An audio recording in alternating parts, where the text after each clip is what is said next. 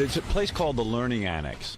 They call it the Learning Annex because all it really is a club when you think about it, except they call it the Learning Annex and they get people to work there cheap to appear and they tell them you can teach a class. Yeah, and I think part of the allure to most of the classes, if you look at the catalog, is it's a singles pickup play. Yeah. So, like, Jackie fell for it. I think he did it for like $300 because he went, hey, it's fun. Yeah. I did it for less than that. I did it for like $100 honorarium in a hotel room. Yeah, and meanwhile, probably a couple of hundred people show up at $40 a head. They're making lots of money. They make lots of money, and Jackie normally would be to a club owner, hey. I thought it was some kind of city college or something. No. I didn't realize Gary even too said, late that it was all independent. Yeah, and Gary fell for Jackie fell for it, but Gary was like, I'm not falling. They would have been offering Gary $200 for a long time. Yeah. And you know what they said to me? He told me he had 130 people there last night at $40 a head. They said, say hello to that sucker Jackie. Yeah. Hey. No, but you know what's really funny? Have you ever seen their, whatever it is, a course outline or their book? It's on newsprint. And one time the guy said to me, well, you know, we have to put our book out. I said, it's a newspaper. How much did that cost? Yeah. Oh, they're telling you the cost goes into that book? Oh, promotion. Right. Tell him to leave you out of the book. Mm-hmm. Like Elle McPherson's on the cover of the catalog this month. She's going to do a class. But, you know, all it's going to be is a bunch of horny guys with cameras. Yeah. Hey, could you take off your clothes so we can take pictures of you? Yeah, all those would-be photographers. I'm pretty sure I'm going to be one of them, man. Yeah. I dig her a lot. Yeah, you know, I ought to go with you. I love Elle McPherson. I just want to look at her. Yeah, me too. All. Do you inhale when they take pictures?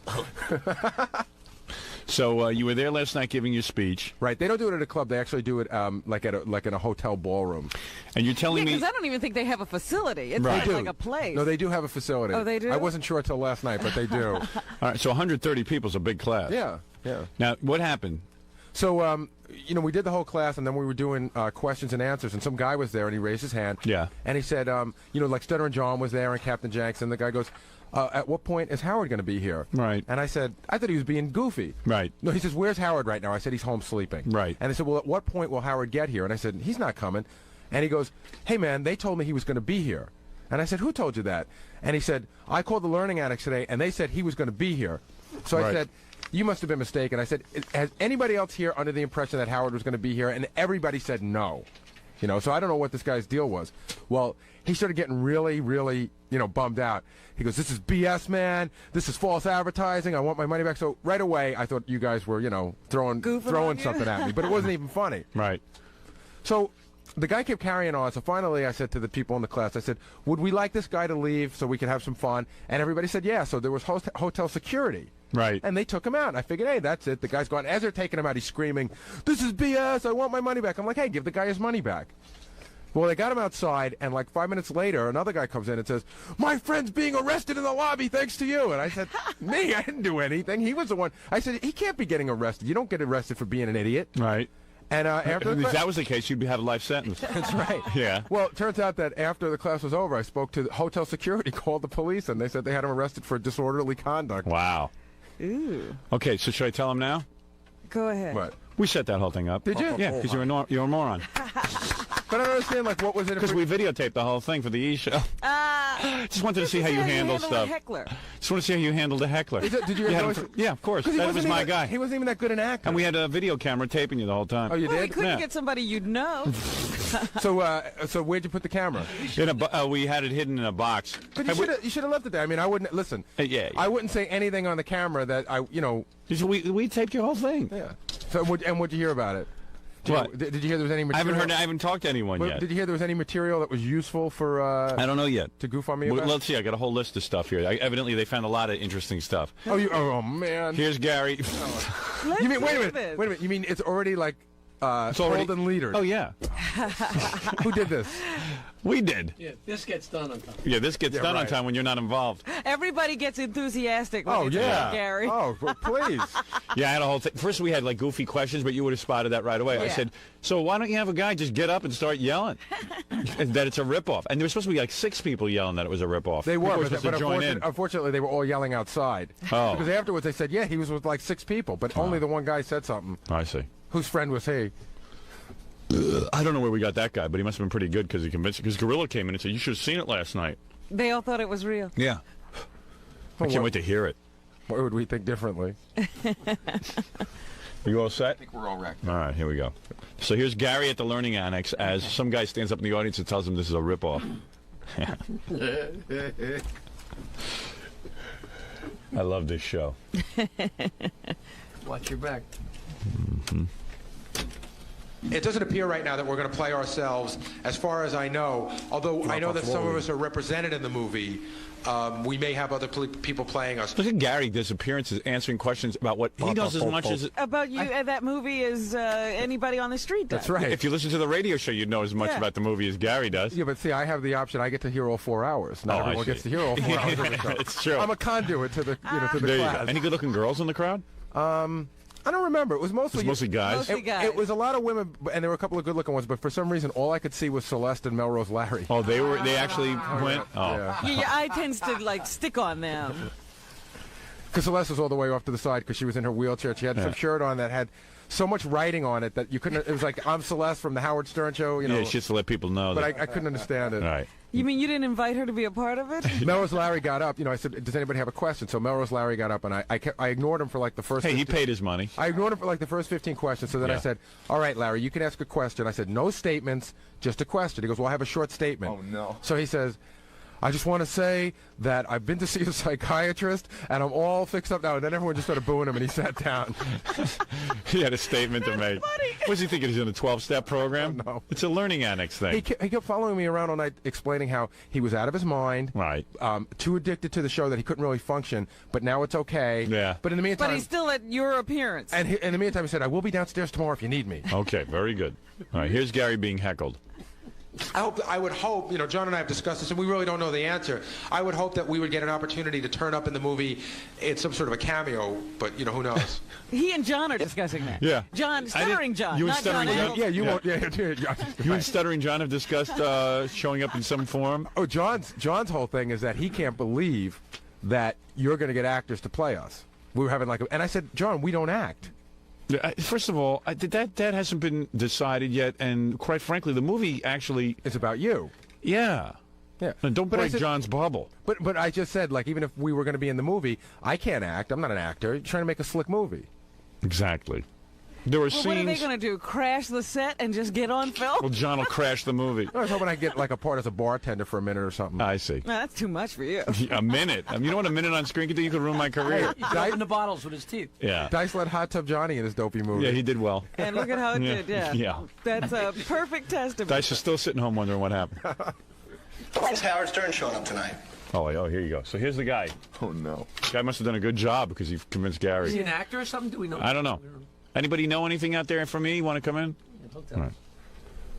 Yeah, when's Howard Stern showing up tonight? What's that? When's Howard showing up tonight? When's it on tonight? No, when's Howard coming here tonight? He's not. He's not. He's already well into REM. Oh, I thought they'd said on the phone that he would be coming tonight, Oh, possibly. is that what he said? Well, the guy on the phone said he'd possibly come tonight. You might have believed him. No. I apologize. No. He, Is there anybody else here under the impression Howard was coming tonight? No, they told me on the phone he was coming tonight. Who did? The person at the Learning Annex on the phone. I thought we had a whole bunch of people lined up to start screaming, yeah. Yeah, we were supposed to second it. There's, yeah, right, yeah.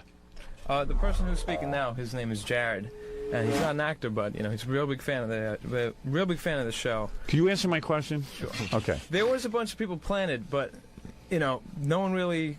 Did what they were It got supposed a little to do. hostile, and they didn't, you know. They were They were afraid? nervous? Well, a couple of them just stood up and said, yeah, we thought he was coming too. What do they think was going to happen What? if they I spoke was up? hoping for that. It didn't happen. It didn't happen. No. That's where's Scott wanted- we Einziger? I wanted- told him how to handle this. Yeah. Who We wanted planted everyone these chanting, people? Where's Howard? Where's Howard? It didn't happen. I see. They The funny planted a thing bunch of about- with wimps Gary- who They did. chickened out. I know. Who are these plants? Where did you get them from? A couple of them are my roommates. They actually acted like plants. Yeah. Good acting. Yeah, really. All right, well, let's see how this plays out. Who did? The person at the Learning Annex on the phone told me he was coming tonight. Then they were mistaken. You can go right back and get a refund. No, this is a rip. No, wait a minute. All right, next. Rip off. Rip off. It's a question that we do not have an answer to. We discussed it a couple of weeks on the air.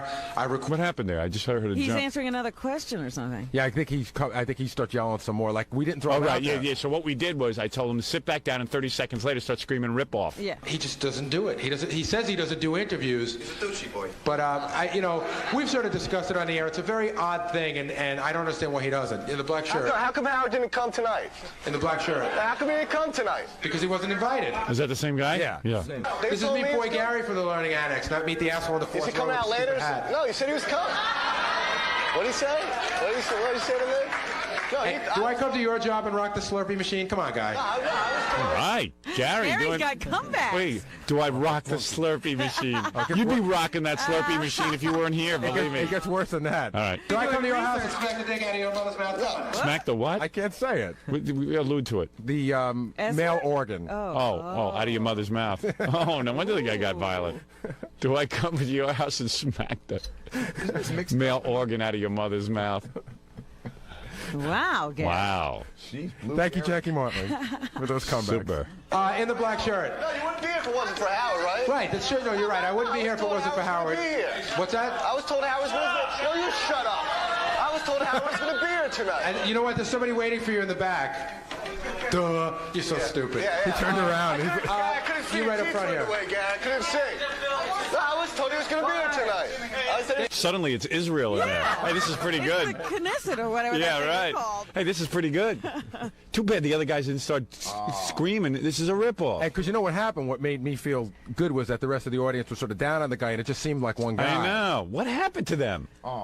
I don't know. Why did you coach him properly? Yeah, he was coached. I'm holding you cleaned up personally a little bit. responsible. See, what happened? What happened is that I didn't expect that the whole crowd was going to really turn and jump on him like that. And we went over with the Learning Annex people and the security there. They said if he gets hostile, they're going to escort. At this point, he's on his way out. He's being escorted out, which was all set up too. Right. And then he was going to. No, they shouldn't escort him out. They should let him No, sit but back the down point again. is, Right, and then a minute nobody else later- came to his defense. I know. So Other that's- people He should have was said it's a Wait a ripoff. We second. want our money back. I got a question. Yeah. How come everybody that hires me is so willing to set me up for something? I know. I know. I mean, the Learning Now Annex he's getting people- mad at the Learning No, it's just- Annex. I'm still mad at the guy with the puppet. I'll tell you that right now. If I ever see that guy, I'm so mad at him. Would you guys like to see him leave so we can carry on? See? See you later. You gotta go. What? Somebody had it backed it up, then Gary Right. would have been worried that, man, they really did have the message wrong. Yeah, You know right. what I mean? And I'm start apologizing. Well, you know, because what always makes me nervous is the one thing you always say. Why does Alan Funt get it right and I can't get it right? My people. How many times did Fund have to go out before he could get a piece of tape? I masterminded a great scam, got the whole thing worked out. You didn't talk to the people. I did. No, you didn't. Oh, you you didn't mean- talk oh. to the people. You Well, talked come to on. the people who talk to the people. Yeah, I mean, don't I have anyone in my organization who knows what's going on? Who gave the Who instructions? gave you the instructions? Einziger? Einziger, why did I have you come back from World Wrestling if you are so bad? Our conversation, from what I remember, Yes? was that you said we didn't want to have a lot of people. No, just like 4 or 5. The conversation that I had with you is you explained it, is you have the one guy. Okay? No. And then you said the guy sits Oh. down, and a minute later he says, rip Right, off. right. The Rip same off, guy, rip off. You never instructed me to get other people to say. Of course, I said you got to have 5 or 6 people. You didn't. He's like a congressman now. As I recall, the conversation. Well, then went use your like head that. and think of something. Well, one guy out of a sea of millions is Yeah, getting really. heckled. Look at he's getting Howard, turned on. Let me set up what happened. So at this point, the guy is Yeah. he's getting escorted out. Right. And the plan was for him to be, calmed down by security, and then he'll come back in. Oh, good. But they said, Learning Annex people said, and security said, if it gets hostile, which it did, and they all turned against him, then They wouldn't let him come they back. wouldn't let him back in. So at this point, we sent security. What are you? Are you mullato? What are you? What are you asking him You're that Jewish? for? I don't know. He looks. I can't figure out what he is. He's one of those Jewish guys that looks black. Yeah. You're very strange. the hair. Just blurt out, "Are you mulatto?" I don't know. I'm trying to talk. I'm listening to him talk, and I don't know. I'm trying to figure out what he is. What are you? Are you Jewish? Guy from Long Island. With that hair? Yeah. Sephardic, okay? I'll put a hat on. I'm sorry. He's got black features. He's Sephardic. What the neighbors look like? They were all white and waspy. I bet you your mom's was into a mailman or something. Oh, the tomatoes here.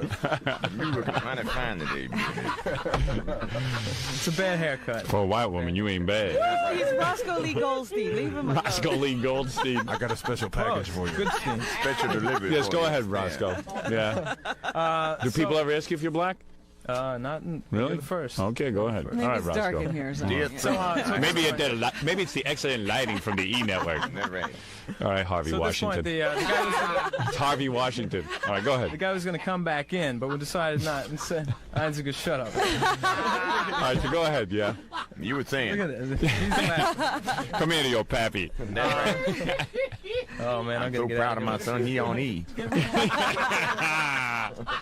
If only I could tell him the truth. I only could tell him the truth. I'm so proud of my is- son. He's a Jew. I'm so proud of my Jew son. Damn. He a star, How come he ain't a lawyer? like the other Jew, That's Or a right. doctor. like the rest of the Jew, Or an accountant. like all the other Jew. On a TV station. Well, he's on E. So, yeah. That's close. He's working behind us, and he's like a Schwarzer. Oh, that must be my blood. See, if he were all Jew, he would be a lawyer. He be the president of CBS. Go ahead. Okay, so at this point, the guy was going to be escorted out, Right. and he was going to come back in. But we decided instead to send the security guy in to get a bag that the guy left there, Yeah. and bring out the guy who was sitting next to him. So the guy next to him came out, and we wired him up, and that's. Oh, good. what the Okay, next here we go. Oh, I paid my money. I want a refund then. Give me the So I refund. felt your pain. No, I want a refund. Hey, I would let you stay, but you acted silly. Yeah, okay. So I'll still listen to the show. right, Yeah, you all in right, front row whatever. here. He was good, that guy. Supposed to be here. I want a refund. Not What's costing on me his what? anything. What? It's not costing me anything. Right. Way in the back. Wait. I actually just want to hear Gary answering the question, the normal questions. yeah. We'll have to listen to that I next. wanted to hear his lecture. Yeah, well, we'll hear some of that. We have that coming up next. Oh, wonderful. We have Gary being introduced by the Learning Annex director. Gary introducing his seminar. Gary's story about how, what he did before the show, which was go to BOCES. What'd you How guys- he voluntarily went to the idiot school for BOCES. That's true. And he didn't even know it was an idiot. And then Gary talking about what he does daily. That'll be interesting. I rushed through that part. For what? He's a big, for giving you a hard time. He's just Well, he can't be getting arrested. He is. He's a big fan. He feels bad. Can you go talk to him outside? Come on, Gary. What? He was a douche. Puffs out. No, the guy was acting silly. He's not getting arrested. Dude, He was an asshole. It's you guys are just Goodbye. these guys are just being goofy. I'm sure Howard sent them. The guy right there. So you thought it? Yeah, no, I did. I really did. I just thought it was. But then afterwards, nobody sort of alluded to it, so I said, maybe the guy was just an idiot. And then when they told you he'd been arrested, did you think it was real? I just said it seemed very hard to believe that you get arrested for heckling somebody. So I didn't even think about it at all. come on, Gary. This is definitely some sort of a wacky You setup for the show, and we'll figure it out tomorrow. All right, so there you go. Hey, very good, Gary. He's punch drunk from all the wacky setups. Everything that happens, he thinks probably in his life is a setup for the show. I just want to see if there's anything worthwhile listening to on this Fa-Fa-Folai tape. Okay. Gary's. I was just curious to see when someone hires Gary to give a guest lecture, what the hell he talks about. Did he work on this a long time? Did you ask him? No, I don't think so. Everybody was very satisfied last night. Were Nobody they? felt slighted. It was How many fun. hours? 2 hours? 2.5. Maybe 2:45. Gary loves to rap about what he does on the show. He loves it. He'll talk to anyone about it. That could take up 2.5 hours, don't you think? Yeah. I wish he spent that much time doing it. Yeah, he's out of here pretty quick. He gets himself done pretty quickly in the day. That's just so not true. Here comes Gary. Big I ovation. listened during the commercials. I listened to the guy introducing him. It wasn't all that funny. Yeah. Yeah. I mean, it was just goofy. How did he introduce Gary? I mean, what do you say about a Gary when you have him come He down? said he's known all over the world and as Baba Booey, and Baba Booey is. You know what you do? You list Howard's credits and Yeah. you say I assisted on it. And he goes, he also was the producer of the Howard Stern Show, producer of Butt Bongo Fiesta, which he wasn't. Segment No. producer. Oh, He said segment. He's a segment producer. I see. Which he wasn't either. And what segment were you the producer of? I don't remember, but that's what it said on the credits. Did it? When was he in the monkey outfit? Oh, yeah, that that's segment. right. During that segment. Well, that's more acting. Yeah, I know. Gary, always wanted a credit as segment producer, but at some point your resume looks dumb because everything he has a credit for is anything I've done. So I give it to him. I mean, it's no big deal to me. I mean, I said, Gary. But can you really put that on a resume Yeah, I mean, it's without an being empty- laughed out of the room? Yeah, it's an empty thing to have segment producer if you really didn't do anything. Now, wait a second. Everything I do isn't involved with the show. I did book Stuttering John's video. That's right. And I did. I was a a consultant for the Colin Quinn show on MTV. For about a day. 3 weeks. Yeah. The show didn't last that long. No. Not my fault, not Colin's fault. A lot of people go Baba Booey, I hear, when you walk out. Mostly Melrose Larry. Oh. Good evening. Good evening. Welcome to an evening with Baba Booey. 130 people with nothing better to do. Wow. Nice job cutting So this basically up. what I'm going to do is talk about how I got to where I am, what it is that I do. Because if you were to listen to Howard, I really don't do anything.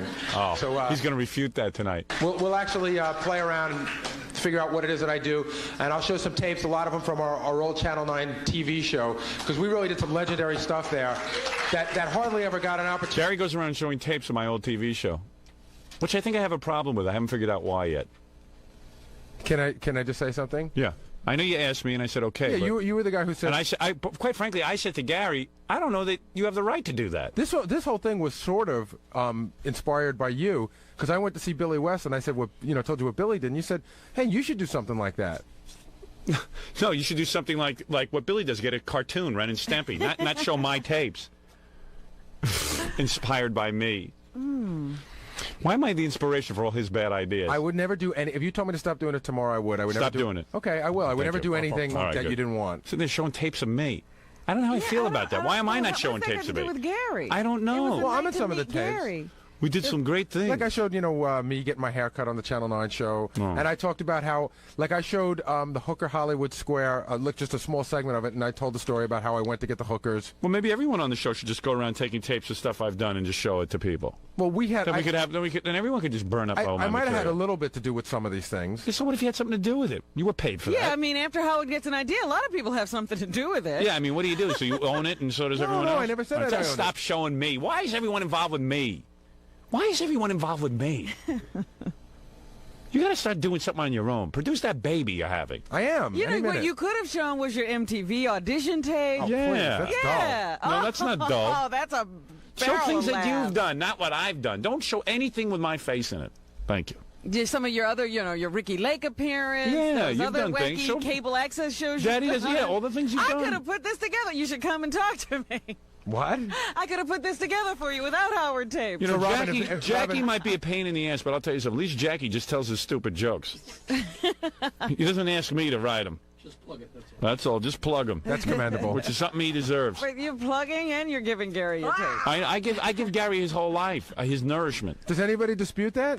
No, but I mean, for God's sakes, just leave me out of it. You should have done a lecture. For What was that? You should have done a lecture for Why me. didn't you videotape Howard with a special message about Gary? Yeah, right. A Gary message. Involved. Pay to be seen. Oh boy. So basically, what he told you he's going to do, he's going to tell you what he does, and then show tapes of me Yes. at his I Learning guess that's Annex. what he does. He follows you around. So how much money did I make last night? 0. Where's my cut? I guess I'll start from the beginning, how I ended up with Howard Stern. When I was in high school, how many people here are from New York State? How many They flew in from all over the country. They were from all They over. did. Some of them did. And was Howard, there's New Jersey. I'd and fly Connecticut. in too if you get to see my tapes. There's New Jersey and Connecticut, All right. How many people know what Bosie's is? Listen to his resume. Bosie's and then the Howard Stern Show. This is who I Yeah, have. but you know what? I love this way he's speaking. He just starts mentioning names of places and getting applause. I know. How many people from New York State? That's not my fault. How many people know Bosie's? Yay! All right. I like that. Okay. There's really a non-story here. A guy was in high school. He was the stupidest guy in his high school. Went and learned a trade. What were you learning at Bosie's? Refrigerator repair? No. Come on, be honest. I was going for commercial photography. Oh, commercial And photography. hasn't taken one picture there. Yeah. Yes. You should see the pictures he takes. No, wait a second. I am the official photographer of the Howard Stern No, Show. you are the official photographer of my feet for the Howard Stern Show, which is all you seem to capture. Bosie's, my friends nicely call idiot school. Bosie's is a vocational school, and when you're in high Imagine school, this is a lecture. You can do half your. What is it, John? I was just going to say, this intro of what he did before you Yeah. lasts for about 45 minutes. Oh, really? Oh, he goes through his record store work. He goes through his he goes through his job at Houlihan's and how, Oh, my and how he God. stayed out late and went drinking after work.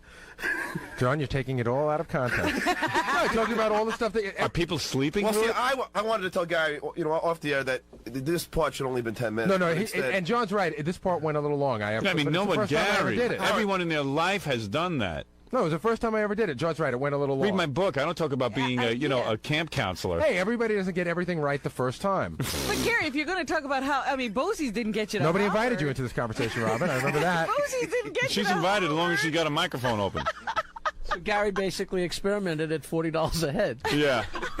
Yeah, well, at least I experimented a little bit more than you got, you moron. You experimented for free. How many people know Bosie's? Oh. Right, Jackie? Yeah, I admit it. He got a didn't know- stipend. I didn't know what to do, An and I wasn't sure what honorarium. I was going to do, so I just went and gave it a try. So in other words, knew- you I didn't knew- feel comfortable taking Taking the- money for something you didn't know I you had were no going to do. idea what I was going to do. All right, So fair just- enough. So Jackie just let the Learning Annex take it, and he got nothing out of it. That's right. That was very Good work. Honorable. Good work. You sell those T-shirts after the show? Come on, be honest. No. You liar. At your home school, and then you can do your other half a day at this vocational school. And most of the majors there are like... His credits are high school. No, you know what? This is a lecture to help you get into Bosie's. I think. know. I learned more about Bosie's than what he does at the Howard Stern show. He's a recruiter. Bosie's is, for anyone around the country, Bosie's is for idiots. There's no disputing When They your don't even parents... bother to tell you to come all the time. When you have to go home and your guidance counselor has told you to tell your parents you're suitable for Bosie's, that's like saying to your parents, your genetics are, you come from sewer rats. You're close to retard. You're close to retard. You're as close to retard without actually be putting into a retard school. I learned two things equally at Bosie's. One of them was how to make pictures, and the other one was how to do bong hits. Right. You were allowed to smoke in class. So what does he talk about at the record store? Does he list the actual records he sold? he really gets pretty descriptive about his job. Oh, wait, I got to go on with this. Wait a geez. second. Gary Puppet wants to say something. See, I used to stock Loverboy and Bryan Adams records. Oh, before we go too far, I'd like to go a little bit back, a little bit more. At 8, I had a paper route. At 9, I finally stopped wetting my bed. And at 10, I had my first Italian ice. Whoopee. At one point he goes, well, see, on one of my jobs, I was the token idiot. I said, well, I guess nothing's changed. I think that's every job. John was like out there heckling me, every once in a while too. But Gary, it's amazing. I mean, this is some lecture. We're learning about Bosie's. Well, we're learning about how... refrigeration and air conditioning, auto body. I guess this is to say, hey, now I'm a big success, but I had to start out Yeah, from humble people beginning. didn't have much hope for me. Right. Look at this. And look at the Wait a second. and look at the star I am now. Wait a second. Hold on a second. Now I get to toot my own horn. I got to explain something This right is now. an Horatio Alger I story. did not get... Yeah. Wait a second. Horatio Algae, look at my teeth. No, wait, I got to make... The funny thing is, he's not a success now. Wait a second. You know, I was even talking, I have problems with Gary because sometimes it's hard to get through to him about what he has to do with his real job, which is Yes. office work. Yes. And Gary's problem is he believes he's a celebrity now. He's very hard to deal with. Oh, dear. That's not He's true. got an attitude Oh, absolutely. problem. It's not an attitude, but some things I think he thinks are beneath him because he's a celebrity. Like what? No, but I'm not a No, celebrity. you're hard. You believe. Trust me, you don't see it in yourself. So it's Luckily, like, I have you to see it But for me. my problem is you know what it is? If he was an office worker, right? Yeah. And I never put him on the air. You'd say to him, look, I can't use you anymore. You're not performing in an office way, and that'd be the end of it. Or maybe he would perform better. Right. But everyone here thinks they're a star because they're on the radio and they feel they're indispensable. In other words, how can you get rid of me? I'm Baba Booey from Yes, the radio. right. And it's very hard to get them to do their office work, which is what I'm really after with them. Like John's a celebrity, and Gary, and Baba Fooey, and this one. And I really never Planned on that. Yeah. So every time I try to hire someone to actually do office work, they end up getting on the radio, and then they're ruined. Say. Okay, I have Now what's, I guess he thinks that everything about him must be much more interesting then. That's Yeah. why he's talking so long about both. Well, he's a celebrity. One I mean, small in other words, people will be fascinated to learn his humble the beginnings. steps. one yeah. small He's a point to celebrity. make. Wait a second. I mean, it does go to a guy's head when 130 people show up to see, At $30 a head. to yeah. learn about how you rose to the top. See, And I guess so. I went from nothing to nothing. But see, you know what? here's the lecture you really should give. Here's the lecture. Gary was going nowhere fast. What happened was when I got to NBC, they'd only give you $150 a week Yeah. for someone to call a producer. They didn't care what you called it. I just said I need It someone was to. a gopher. I need someone to get food for me. Yeah. So I said, how who am I going to get? The guy, the janitor at NBC made $30,000 a year. Hey, wait a second. I beat out somebody for this job. Who? I don't know, some scary guy in the newsroom. Some Really? intern. Yes. All right. I did beat... But I needed a moron. And I was. I said to them, please, can't you give me more than 150 a week so I can get somebody besides a moron? So they said, here's a guy from Bosie's. They didn't tell you he was from Boise. You didn't know. Yes, I did. No, you didn't know. You know you didn't know. So I said, well, he qualifies. I mean, what do you want from me? I didn't even interview him. Fred did. Wait a second. Can I just make one So then point? Howard, can I make a point? He showed up in a suit. Well, that's because Fred told him. And Fred told started goofing on him right away. Fred told him to wear a suit, and then Fred goofed on him. And then I said, okay, so let's let this guy get our food. Yeah. And I'm a very loyal person. Listen, I can't fire him. But he really isn't qualified. Howard, can I make one very small point? And now he's giving lectures on it. Please. There is no other job in the world like this one. Don't go to see him talk. Just one small point. Yeah. Really a tiny point. When I was in high school, Yes. I wanted to be a photographer, and Bosie's had a photography program. Here we go again with the same lecture. Listen, I'm making a point. I heard this last night. Shush! I did not. Do we have to pay money for this? I did not get Here's sent. $40. Will you shut up? I did not get sent to Bosie's. I went there Gary. voluntarily. I'm trying to talk, you moron. He chose to go to a stupid school. Yeah, you mean you chose Bosie's. They had a good program for photography. I did not get sent there. Don't interrupt me while I'm embarrassing myself. He goes, most of the idiots went to Bosie's, but mine, in case, Yeah. was... Yeah, I chose to The go 5 there. photography students were geniuses. Well, you couldn't get a good photography course at your local high school. And They you had a couldn't gr- pick up they had picture taking anywhere else. Yeah, it's really hard. That's where you could go. You buy a Kodak and you aim it at something. Most of the people you see taking pictures didn't take any courses at all. They had a great program at Bosie's for photography. It was refrigeration and air conditioning. Here's my life. Eeny, meeny. What's next? Most of the women there go for cosmetology. You know, it's really a dumping ground for kids in schools that the guidance counselors can't figure out what to do with, and they want to get rid of them. That wasn't me. I actually went there on my own accord because I wanted to go into commercial photography, and they had a great commercial photo course. I went to a dump on my own accord. I went on my own accord. Well, now that you guys put it that way, that's sort of goofy. How Gary voluntarily went to idiot school. This one is a story about 50 ways to rank your mother. Now, why are you talking about the embarrassments in my career? Why? No. It was a story. Why are you It was about it? actually about how I reacted to it the first time I'd seen it. I told you the story before, but you're going to pretend I didn't. Oh, please. I don't care if I've heard this story before. Don't talk about me. Talk about you. I still don't know how you got here. On my own accord. Shame is they Didn't I tell you that? All right, let me go They to... should have dubbed the whole hula hands rap, too. That was... Yeah, where is the hula hands rap? Scott, can you get me that one? TGI In here Fridays, quick. you idiot. Oh, TGI Fridays. He does a whole rap about being a waiter at TGI John, you are Fridays. so stupid. You didn't know the difference between TGI Fridays and hula hands. Yeah, they make the burgers differently. Don't you pay attention to the lecture? There's a test. I want to hear Gary talking about what he does daily. I want to know why John's so mean. I'm not mean. I was. He can't wait to get in here. No, because I spoke to your management at the show. I said, you guys got to tell him. You got to chill on this rap.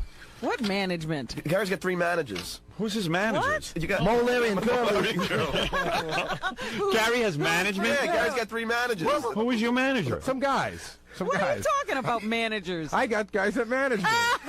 And they get a cut of the action? Yes. They book my appearances. Get them on the phone. man. You don't want to talk to them. So you went up and wanna you talked to the Yeah, management? because I noticed it was kind of dying around here. I said, guys, you got to tell him to just chill. Well, what on else this is he rap. going to talk about? Well, no, just I was. John, overall, how would you say It was that? good, but overall. this should have been Right. 5 minutes long. Okay, you're right. And this went for an hour. No, John's wrong. It didn't go for an hour because we started at 6:40. Well, let's hear what you do for a living. Went for Let's about 30 hear you minutes. talking about your job. That's all I'm interested in. I want to know what you Yeah, do. I- here. Actually, the rap how before I met you went for about 15 or 20 minutes, and then I talked a lot about what happened when I met Howard. But most of it was about Bosie's. Well, hey, that was a big. Do you think about it? What did he do before me? He went to Bosie's. But he's Wait a talking second, what about he was Adelphi? telling them how he met you.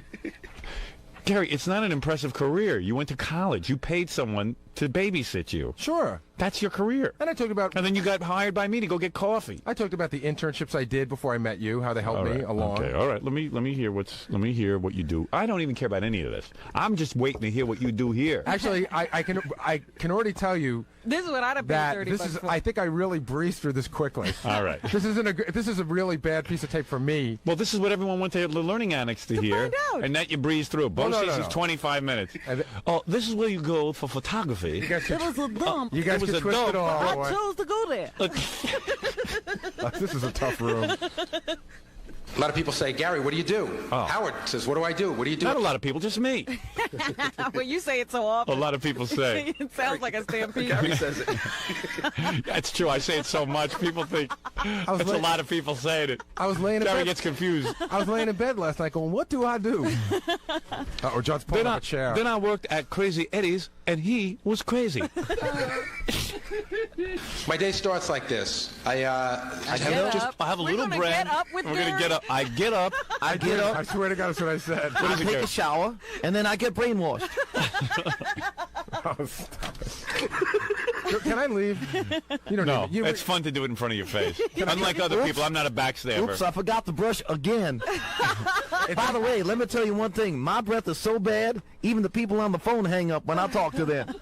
My day starts like this. I have just recently moved out of the city, so now I get up at about 4:25 in the morning, which is an ungodly hour. Ungodly. On my own accord. Leave my house about 10 to 5. On my own I'm at accord. K-Rock by 5:30, and then we start prepping for the show. 5:30. I've yet to see you here at 5:30. Every morning. A lot of the interns are in already. Steve Gorilla is in, and he helps get the show set up. And there's a lot of setup that's involved. It's People who work for free beat me to work. I know. I drive myself to work, I think. Hey, that's hard work. Hey, man, so far, all I've heard that he's done is that other people show up. Yeah. So far, he gets up. Yeah. And it's That's ungodly. Not the hardest thing I to do get all up. day. I get up, and then I come in, and Steve And then Gorilla I sets come up in the and show. Steve sets up the studio. So Steve should be up here getting $40. A telling me lot of the what he interns does. are already there. In other words, Gorilla does more than Gary I already. come in to make sure Gorilla did some work. Chairs there? Very good, Steve. Thank you. 4:25. You gotta turn around. It's so much easier not looking at you. You gotta see the face. It's so much easier not looking at you. Both 4:25. Ungodly. I just moved out of the city. That means I have to get up at 4:25. What time were you getting up before? I'm surprised you Get didn't away get into from me, that. you camera. He forgot there's a camera on him. He thinks I can't see him. Damn. Get away from me. I you have can't. city hours and I have country hours. Now I have to drive. I think. What time did you used to get up? You Where didn't, did- you where didn't did say. it- Why don't you reveal something you didn't give in the lecture? What's that? What time did you get up when you lived in the city? About 5:15. And now you get up at 4:25. Right. Was 5:15 an ungodly hour? Yes. Okay. So But this not as ungodly. And I did get up on my own accord at 5:15 as well. What time do you get up, Gary Puppet? As soon as I get taken out of the bag. Well, it depends. Am I in the city or am I in the country? Well, I guess. Could you call Connecticut because I moved and they have to change the little sign that says the population? Add one. I'm waiting for my number. The population hasn't shifted. Oh, add merit too. And our baby. And a little baby booey. It's really tedious stuff. We're on in 18 different markets, and every market has to know what commercials are going to be run that day so they can follow along. Howard likes the studios. What does Gary have to do with So that? far, nothing. What is he doing? He's vamping till he gets to what he does. That's true. He's trying to make it look long. Right. There's 18 markets and a lot of commercials. It's really tedious stuff. I gave that to You Kathy don't to do. any of All that the tedious stuff Kathy's doing. Set up just so, we have our own sets of headphones. We have our own chairs that we like to use. Everything's got to be set up in a way we block out. Do you do the setup? No. No, but I oversee it. And make sure it's done correctly. What is it, Gary Puppet? And now, I'd like to give you the 1975 Yankee lineup. On first base, Chris Chambliss. The window so that people can't look in, which everybody comes and thinks is really stupid, but you would find it really difficult to work if somebody was staring at you while you were doing your job, and that's what happens. So we put newspaper over the window. We. I like this Who we. does that, John? A Grillo, and it's not even newspaper. Oh, well, that makes a big difference, John. Well, if you're going to be Well, accurate. if you did the job, you'd know what it But was. so far, the question was, you said you were going to now tell what you did. John can get everything right except looking at a clock and getting here on time. Oh, come on. I was at your thing for 3 hours. So what are you telling me, Gary? What do you do? Huh? We still don't know what When you do we do. get to what you do? It's coming up right now. All right, good. Get All right right, there. all Unless right. Scott cut it off if we're lucky. We do those sort of things. And then the show starts. While the show is on, I open up the mail. I go through Howard's mail and really sift through, because there's a lot of junk in the mail that's not necessary for him to see. There's a lot of stuff that's really good right for the moment. And then I listen to the show, and every Tuesday, as Gorilla tells you. And I listen to the show, and then it's like, that's when you hear Howard yelling, He listens to the show. He comes in at 5:30 in the morning to listen to the show. So he does exactly what I thought he does. Yeah. At an ungodly hour. Well, and he does open the mail. Well, he's supposed to open the mail after the show, but he likes to get out of here quick, so Yeah. he now does it during the show because there's nothing else to do. No, I like to do it during the show because there are things we can use for that day, that moment. But, you know. When was the last time he came in with a letter that needed to That get on the air for day. the moment? That The day before yesterday, I actually Okay. did. Thank you. I did. I came in 2 days ago with one. Get me the number for McDonald's in Lebanon. You know, I want to call McDonald's in Lebanon or something. And actually, I have a radio in my office that is a direct feed because I don't know how many of you people know, but the show is broadcast on delay. What we're doing, you're hearing around 70 seconds later. All right, I can't. This is the most Yeah, boring. it's boring for you. It is boring. Well, because you know it. I know it. I wonder if he told him about the time you were supposed to get the librarian's number and you asked him if he tried information. Yeah. Whoops. Yeah. Gary doesn't tell you about his failures. So That would be interesting. part of my job is to look up numbers if Howard needs a number. So what I did was Howard needed a number for a librarian. So You don't need me for this part. I got a private detective, called and they couldn't newspaper. find her. You know, I can't called leave the Gary. newspaper. And then I called CNN, and they couldn't find her. So for 2 days, I'm waiting to get the number for this Westlaco. He goes, I called the newspaper. I got a direct. And the reporter doesn't want to give me the number. But we're arguing about it. So we say to Gary, maybe you should just ask the operator if she's listed.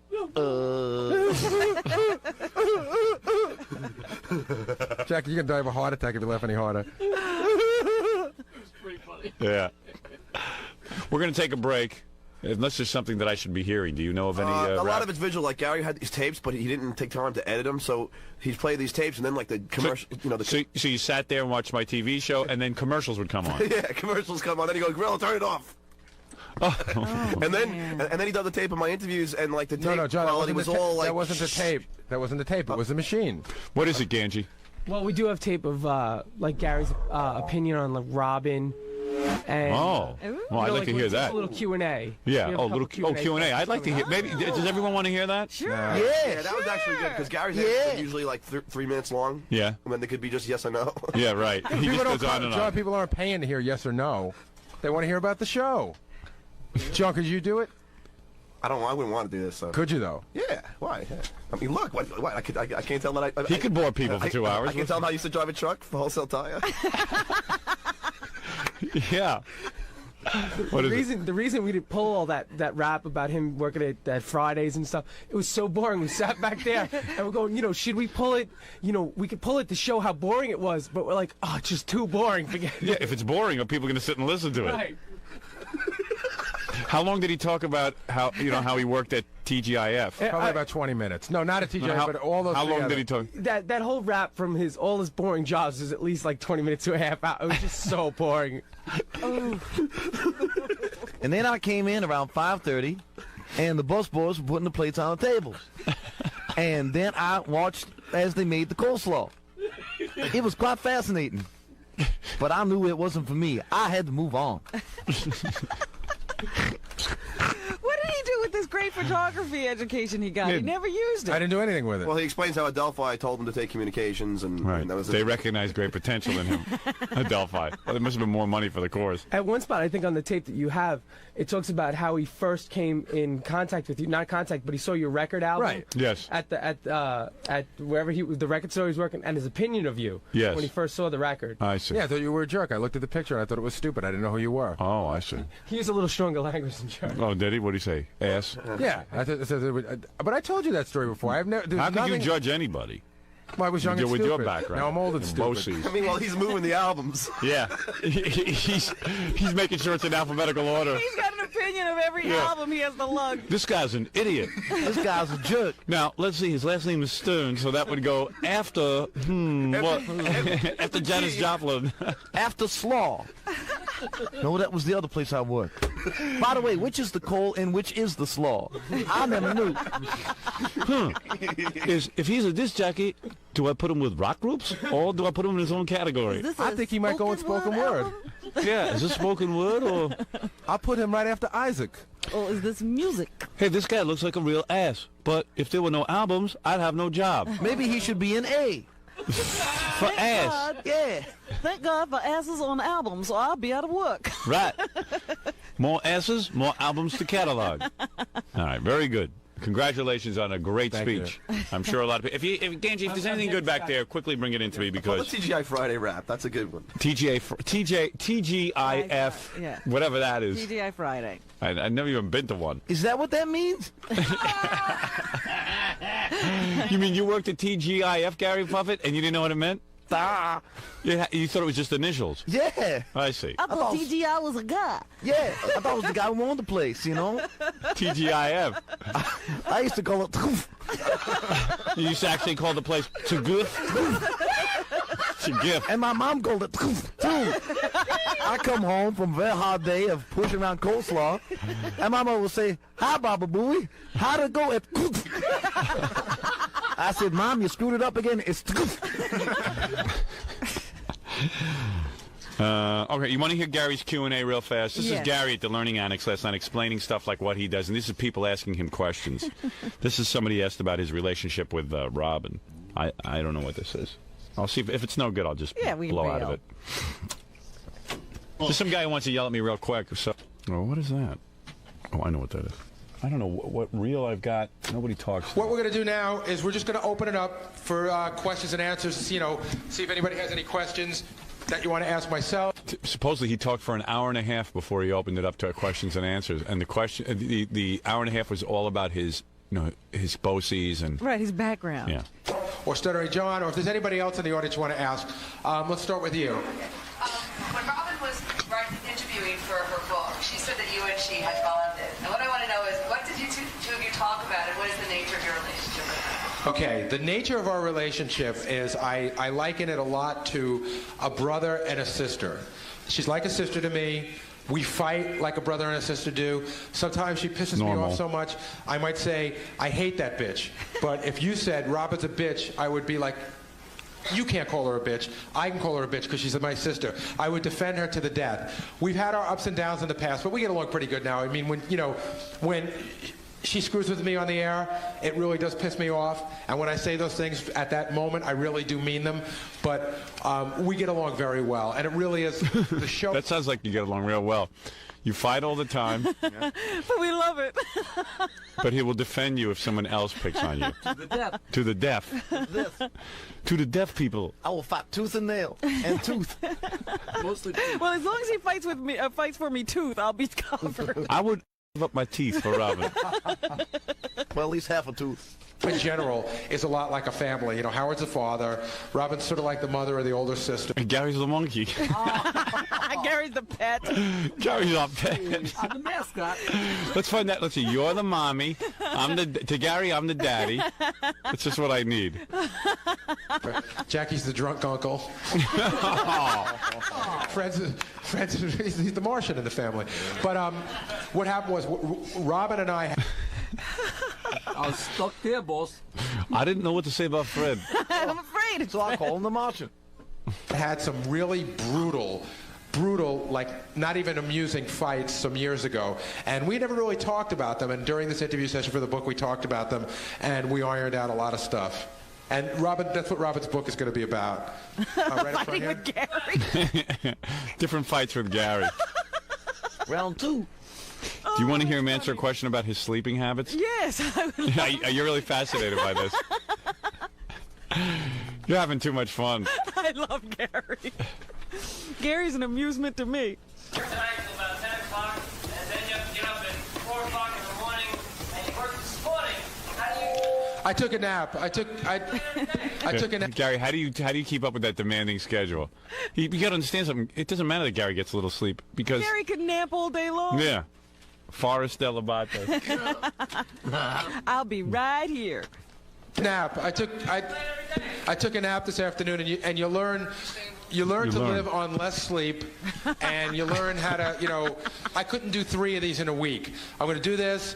I'm going to get a minimal amount of sleep tomorrow. I'll leave work tomorrow, and then actually I have an appearance tomorrow night with John Bobbitt at the. So in other words, he's dopey for his job. Absolutely. Yeah, he'll be so tired that. He saved himself for this. Yeah. In other words, he slept all afternoon instead of being here working. Yeah. Yeah, these personal appearances are doing me a lot of good. Also. Sorry, Gary Puppet? Also, to prepare for tonight, I've been resting my brain since 1979. Paradise Club.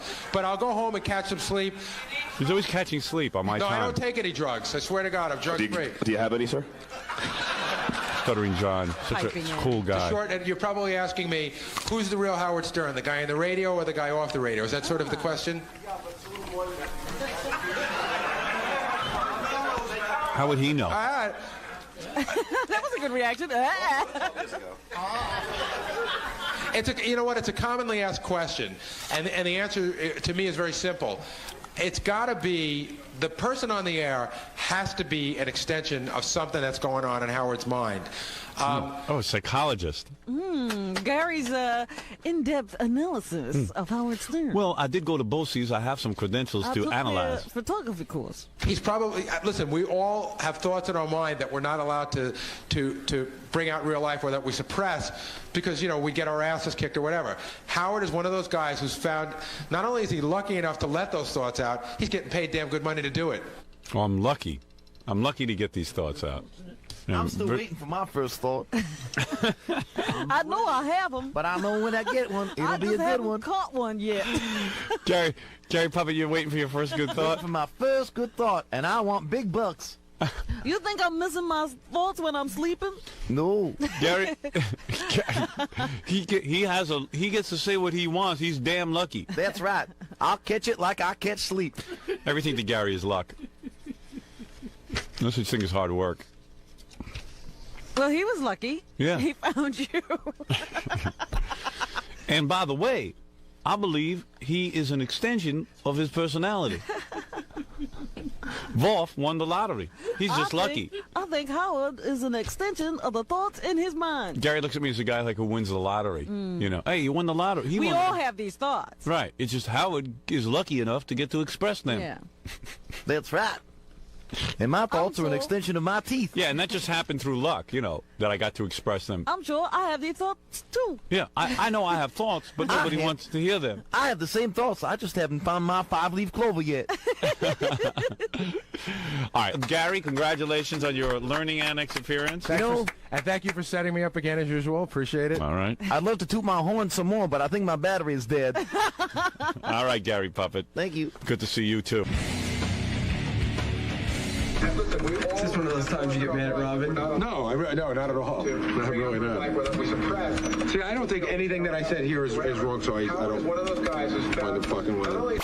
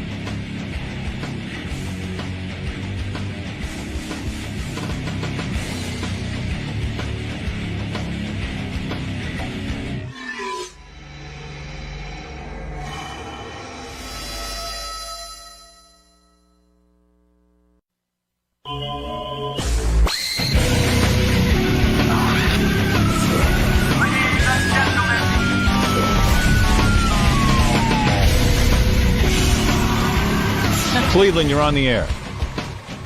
Hello, you're on the air. Hey, Howard.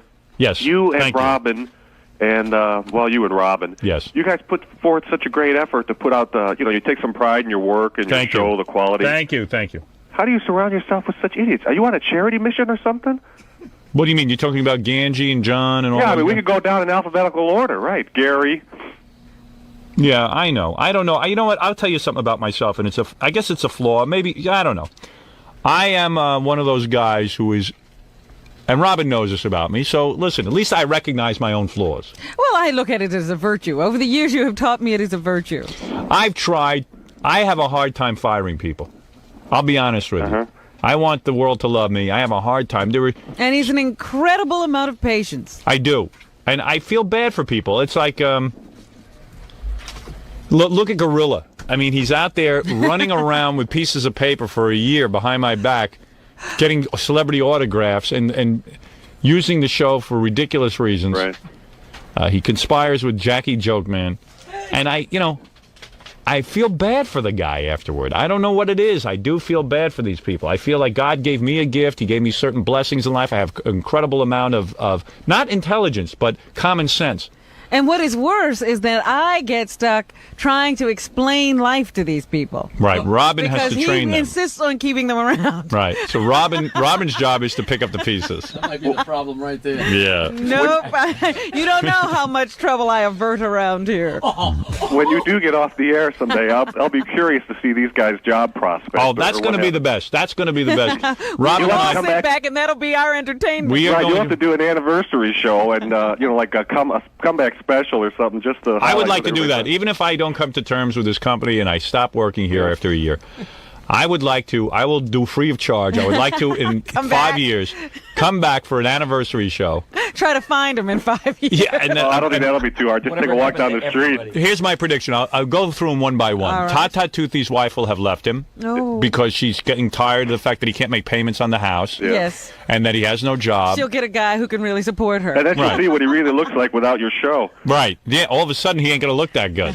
She'll run away with his dentist. Yeah, she'll run away with his dentist.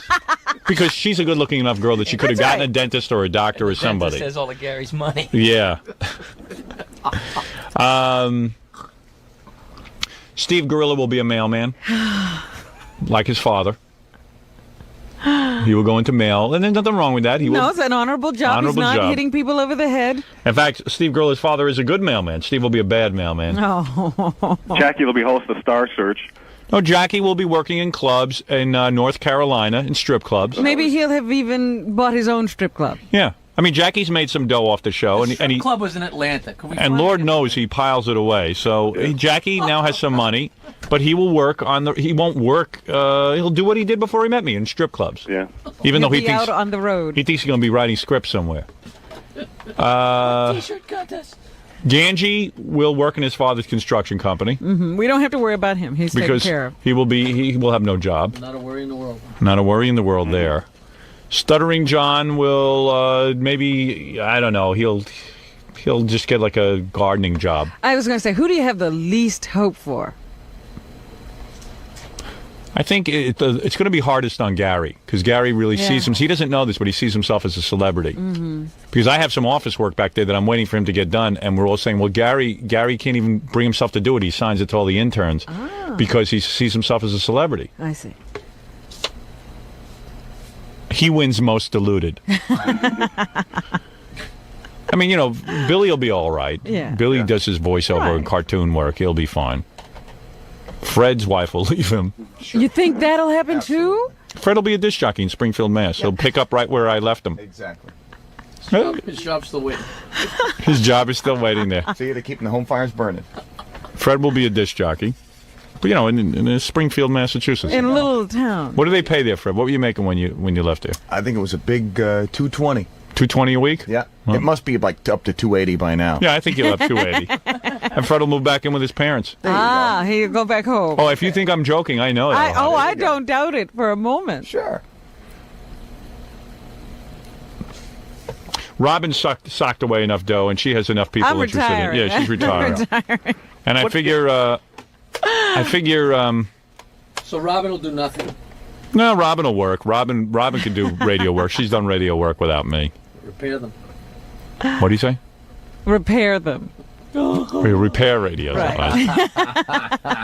Oh, she'll be doing better than you, Jackie. No offense. I had to say so. All right. Oh, goodness.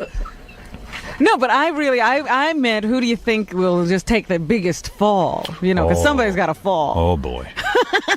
That's a tough one. Who's just going to fall off the wagon and be a mess? Immediately, maybe Stuttering John will get hired by like another radio show. They'll say, hey, let's get Stuttering John. And then when they realize he doesn't write the questions, that'll be the end of him. You know what I mean? He'll be like, oh, he's awful. Yeah, right. Well, Ganji and Gorilla, they don't have far to fall now, so I don't think you can, I don't think you have to worry about them falling too far. I think Gary's going to take it the hardest. Yeah. It's going to be real tough for him. Big hit. Yeah, Fred's right. Big head. So you think, if his whole life, like the wife leaves him and everything's Oh, it's all going to fall gone, apart. What's he going to do? Is he going to become an alcoholic or? No, he'll probably work in a flea market like his brother. He'll work in a flea market. And get a regular wife. Yeah, and a wife. You He'll be back with the pigs he always had. I think I'll be hunting down Robin.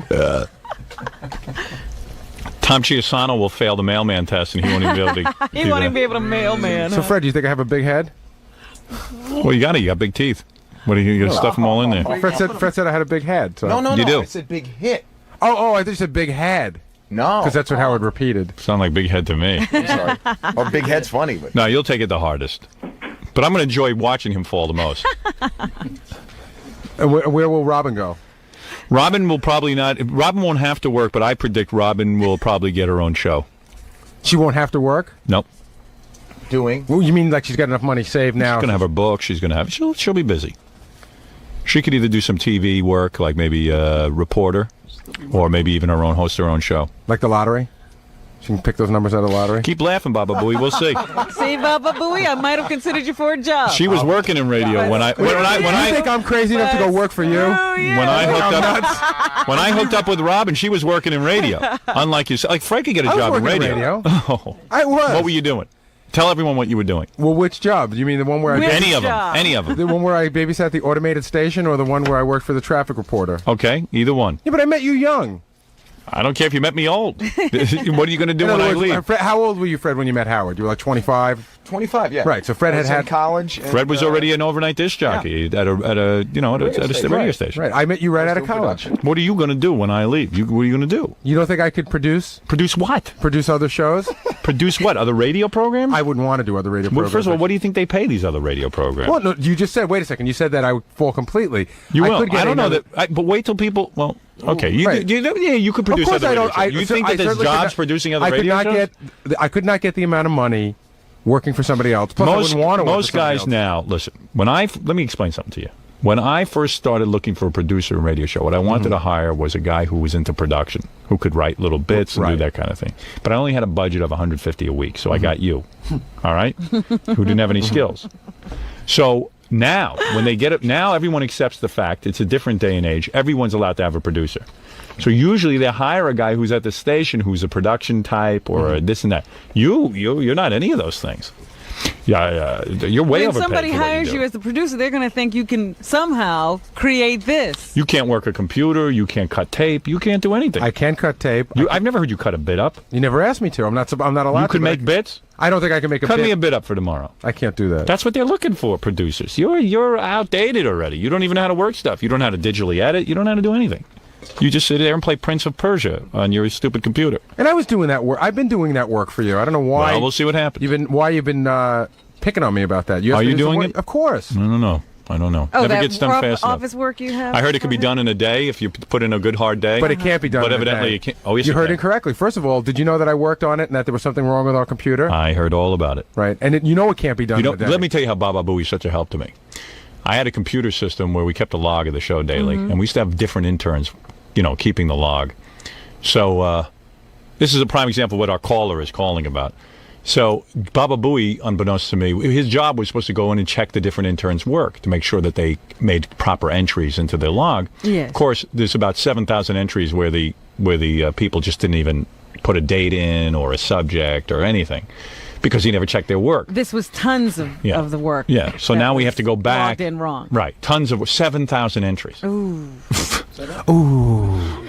I'm not even looking at you. Oh, it's nothing. It's not a big That's deal. not a big I'm deal. sorry. That's I'm not a sorry. big deal. I shouldn't have said that. Yeah. It's not a big deal. Robin, can we have a date and a time when you last disagreed or didn't kiss Howard's ass? Why is that kissing my ass? See? Because she's just always there to you could suck learn your from butt. her. You could. That's not I love sucking them. my It butt. is. Why? That 7,000 entries you didn't notice. She just loves to hammer everyone that ain't her. What are you talking She about? just does. 7,000 entries and you wouldn't go ooh? How come Jackie and Fred and Billy didn't go ooh?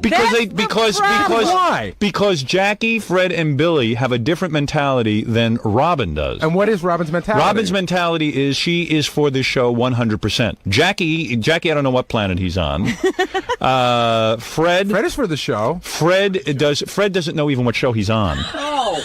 And Billy, I don't even think Billy recognizes what planet he's on either. Robin is into this show. This is her life like it's my life. But the point point is, Gary, that you think Wait. I shouldn't have a reaction is why there are 7,000 entries. No, I don't think you Not should made have a reaction. 7,000 times Baba Booey didn't notice. Rob, the where intern doing are anything those good reactions when something good goes on? I always react well when something good goes on. Gary Puppet wants to say something. Excuse me. Can I distance myself from the guy I was designed to be? No, Gary Puppet. Besides that, I know one thing about Robin. Screw you, Robin. I got a second job. I use my teeth to punch holes in donuts. So while you're sitting there with your book, I'll be rolling in dough. All right. Gary Puppet checking in. No, but the point is that I'm just telling you, 7,000 entries, and your reaction. I'm ooh, sorry, I can't help it. When you say that number to me, it makes me react. Exactly. Robin, that number That could have been is- 7. And That you is would the have gone, ooh. show. That is where we do best of That's from. our business. It's everything that is that our I do. entire history. If Gary could do one thing, I would expect him to check these interns. And interns who were on crack were busy making these entries, but no one bothered to look. Well, but of course, Gary is not thrown by the 7,000 number. No. He can't comprehend a number that high. He doesn't know that's a big number. I can't believe it's up to 7,000 entries. And now How he's much like, is that? yeah, and now he's like, why do I have to correct it? I didn't say that. I want you to learn how to work the computer. I do know how to work the computer. I don't know what you want to know. For goodness sake. I know how to work the computer. How What would you like me to show How you? silly. I want to show me 7,000 entries that weren't But checked. I know. But you're saying I don't know how to work the computer. You just make stuff up. Out You of thin air. don't. Of course I do. Anybody who knew how to work it would not have allowed this to go on. I won't even ask what happened to the checking process. I'm not going to ask. Shut up, Quivers. What happened? That's That's a good question. What happened to it? What happened to the checking process? It You were didn't supposed to happen every check. day. Right. 7,000 times it didn't happen. Right. I don't. Bad Robin, news. Robin. You know, let me just So say, who I'm needs talking it? to you. Say I'm it. talking to you. Oh, but he Howard. could be a producer on another show. You think they wouldn't throw him out? Let's just, for instance, here. You come in, and once you see that it's not being logged correctly, Right. You would fire the guy. I don't know what he did. I don't know what he did when he saw it wasn't being logged correctly the first time. He never checked.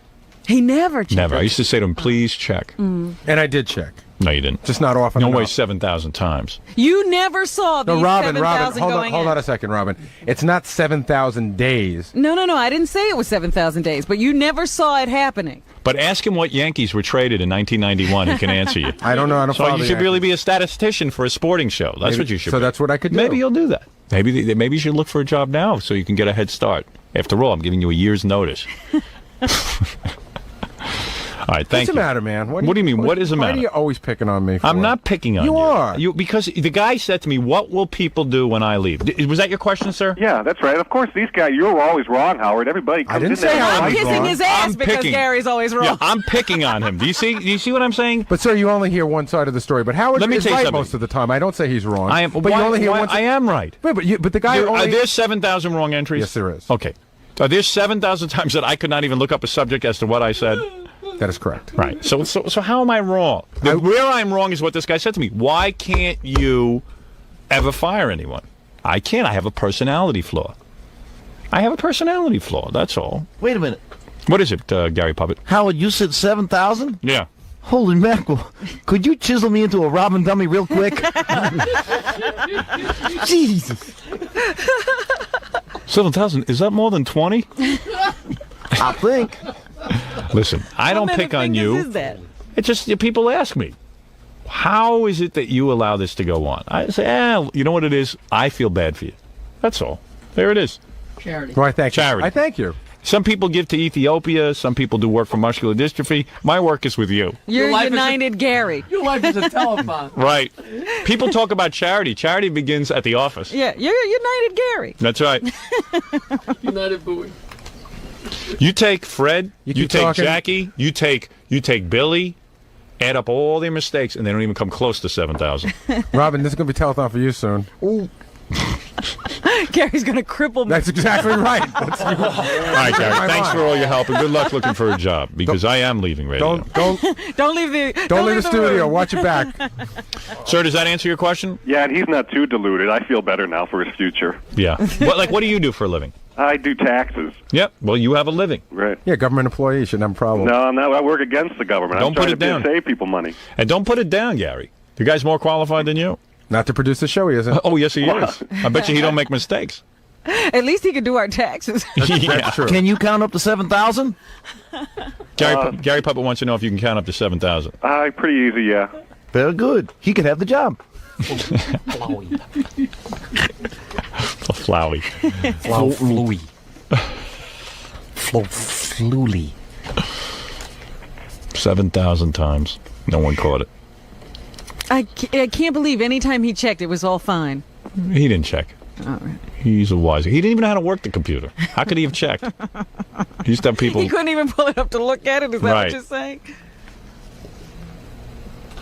All right. Thank you, Gary. Thank you. Can I go? Yes.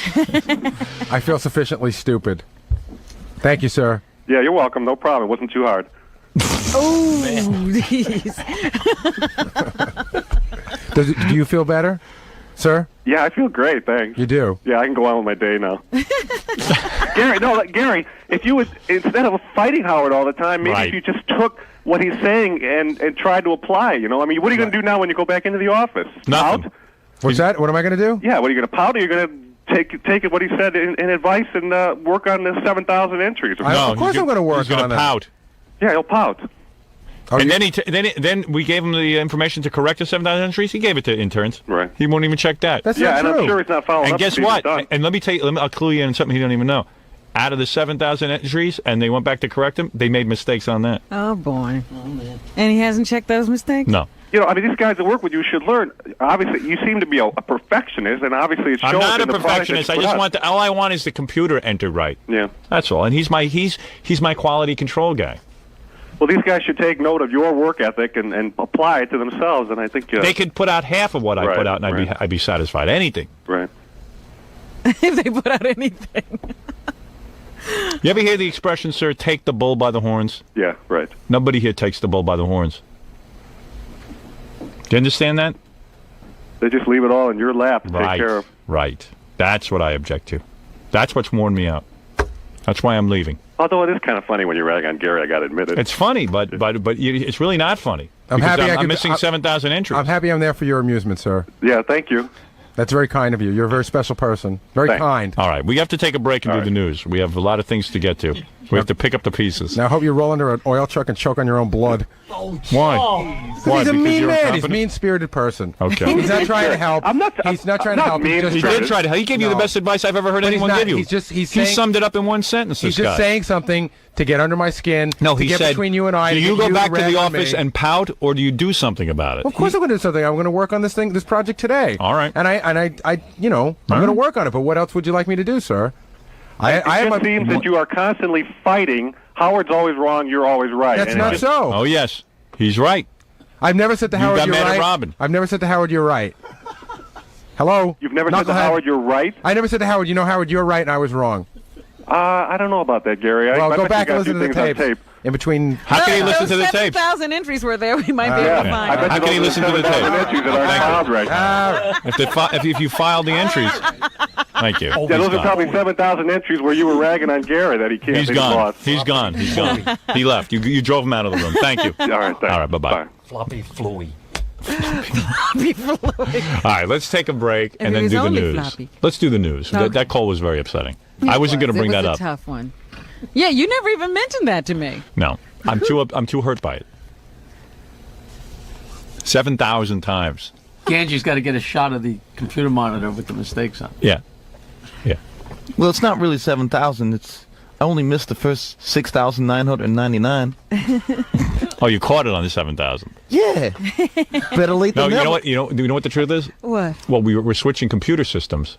So the guy comes in and he says, "There's 7,000 entries here that are all wrong." So Gary didn't nobody catch it. had No, ever caught no, no. The computer guy caught it. He says, "You got 7,000. You have no idea what those entries are." Ooh. Out of how many? Like 7,000 out of 8,000? Well, no, there's hundreds of thousands of entries, they but log quite frequently. That's Yeah. a pretty big number. that's a pretty big number. At some point, you say, whoops. Yeah, right. No dates, no nothing. Could have been 10,000. Somebody was here today. That wasn't 7,000 days, Robin. All right, we got to take a break, and we're going to relax. And then we'll come back, you'll do the news, and we'll get out of here. That's right. All right, very good.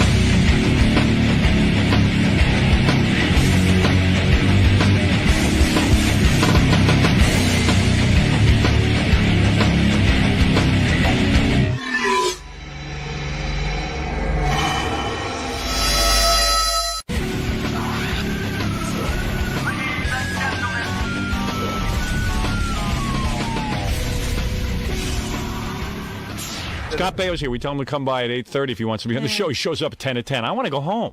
Scott, how you doing? Hey, John, what's up, man? How are you? Good. The 2-pack now. The 2-pack? Yeah, I told him to tell you to come at 8 o'clock. I was doing a whole bunch of stuff. I couldn't get over there. I know, and he's I don't know, because he's supposed to be at 8:30, 8:45. Who, me? Yeah, someone called me. Who's Charlotte?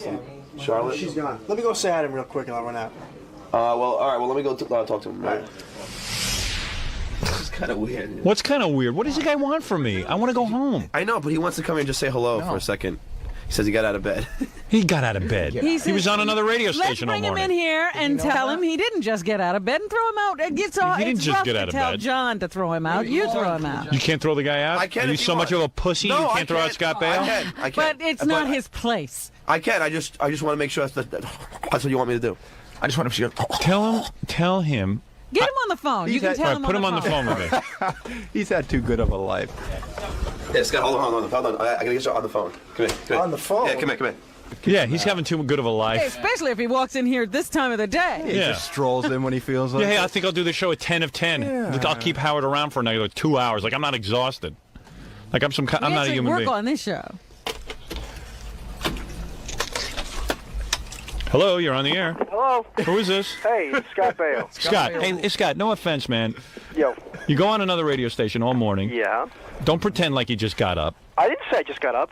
Oh, John said you did. No, I didn't. I got up at 5 o'clock in the morning. I was into having you on the show at 8:30. You I know want what, to go Howard? I home. would love to have come on, but I had a bunch of other shows I had to do that were booked. Yeah, well, hey, And, man. I mean, whose fault is that? It's a lot of people's fault. You went on a station. Listen, I came by to say hello to you as a gentleman. If you don't want it, that's fine. It's no big deal.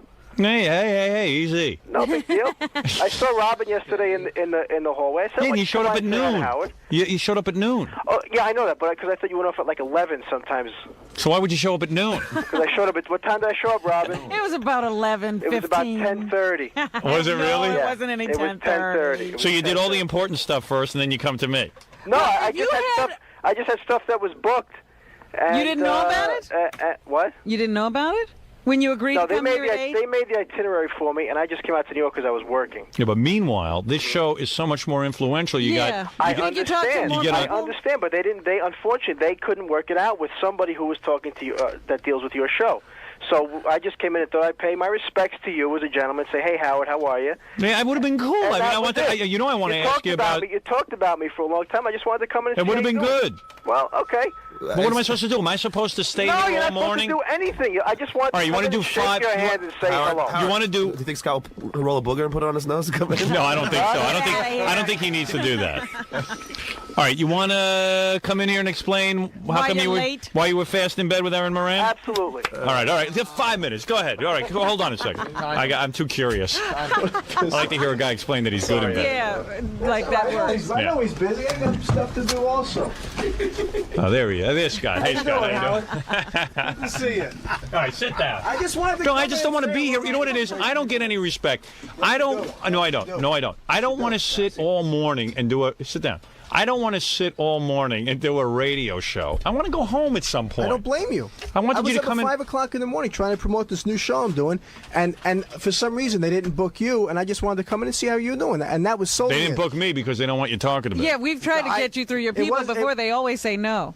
Well, they don't tell me. So Of course not. But there's nothing I can do about that, and I enjoy your show very much. Thank you, Scott. And, I knew you did. That's why I was excited to have you in. But everybody pisses on me. I tried to get here at like 8:30, but I was doing the Today in New York thing. And that show sucks. But this is what that was. Okay. Your publicist should be fired. It's very good to see you. You should fire your publicist. Well. Okay. All right, that's More enough. people are listening to you now I than will understand that. ever have seen you on Good Morning New York. All right, let's get to it quick because I really do have to get out of here. Seriously. So you get Aaron Moran in the sack during Joni Loves Now, Scotch. you're very young, mind you. Right. How Now, old how old are were you when you got her in the sack? About 2020. 2020. So wait a second. So she calls in. Now, either she's a spurned lover or something, but she says you're Mr. Quick Draw McDraw, right? And you went ape when you heard that. Well, I was 16 years old when I was Quick Draw McGraw. I mean, and come on, what do you expect? You're saying you've gotten better in the sack Absolutely. since then. Right. And who is she to say saying that anymore? Hey, Huh? listen, listen, I'm no better than you are. I do it in 2 seconds. Even now, I do it in 2 seconds. Yeah, me too. I mean, I don't think there's anything wrong with admitting that. Especially if it's somebody new. Yeah, when somebody says to me they can hold out, I go, well, how do you do that?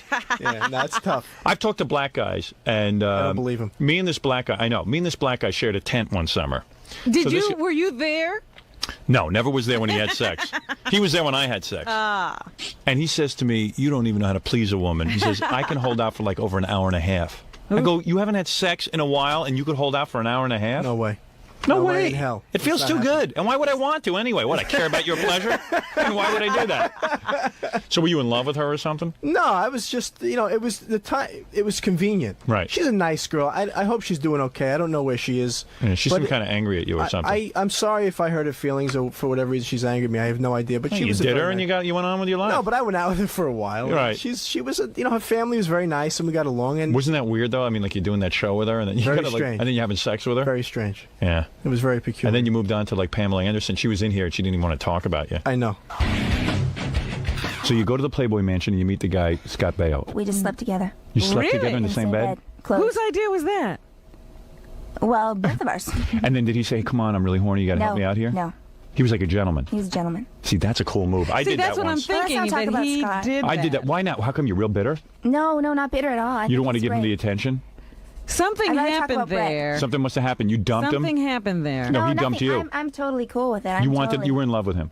Yeah. You wanted to marry him? And then all at of a sudden, one time I did. And then he backed out. Engagement was broken off. How could he back out and marry you? We hadn't seen each other for a couple of years, and then when we got engaged, it was kind of I'd given up on, Hollywood and all the men I'd met. I just thought, God, it was disgusting. It was disgusting. It really is. It's terrible there, and so because all the men you met were just scoring with you and then dumping you off. Well, it's just I don't know. It just wasn't very fulfilling, and I just thought that should have met me.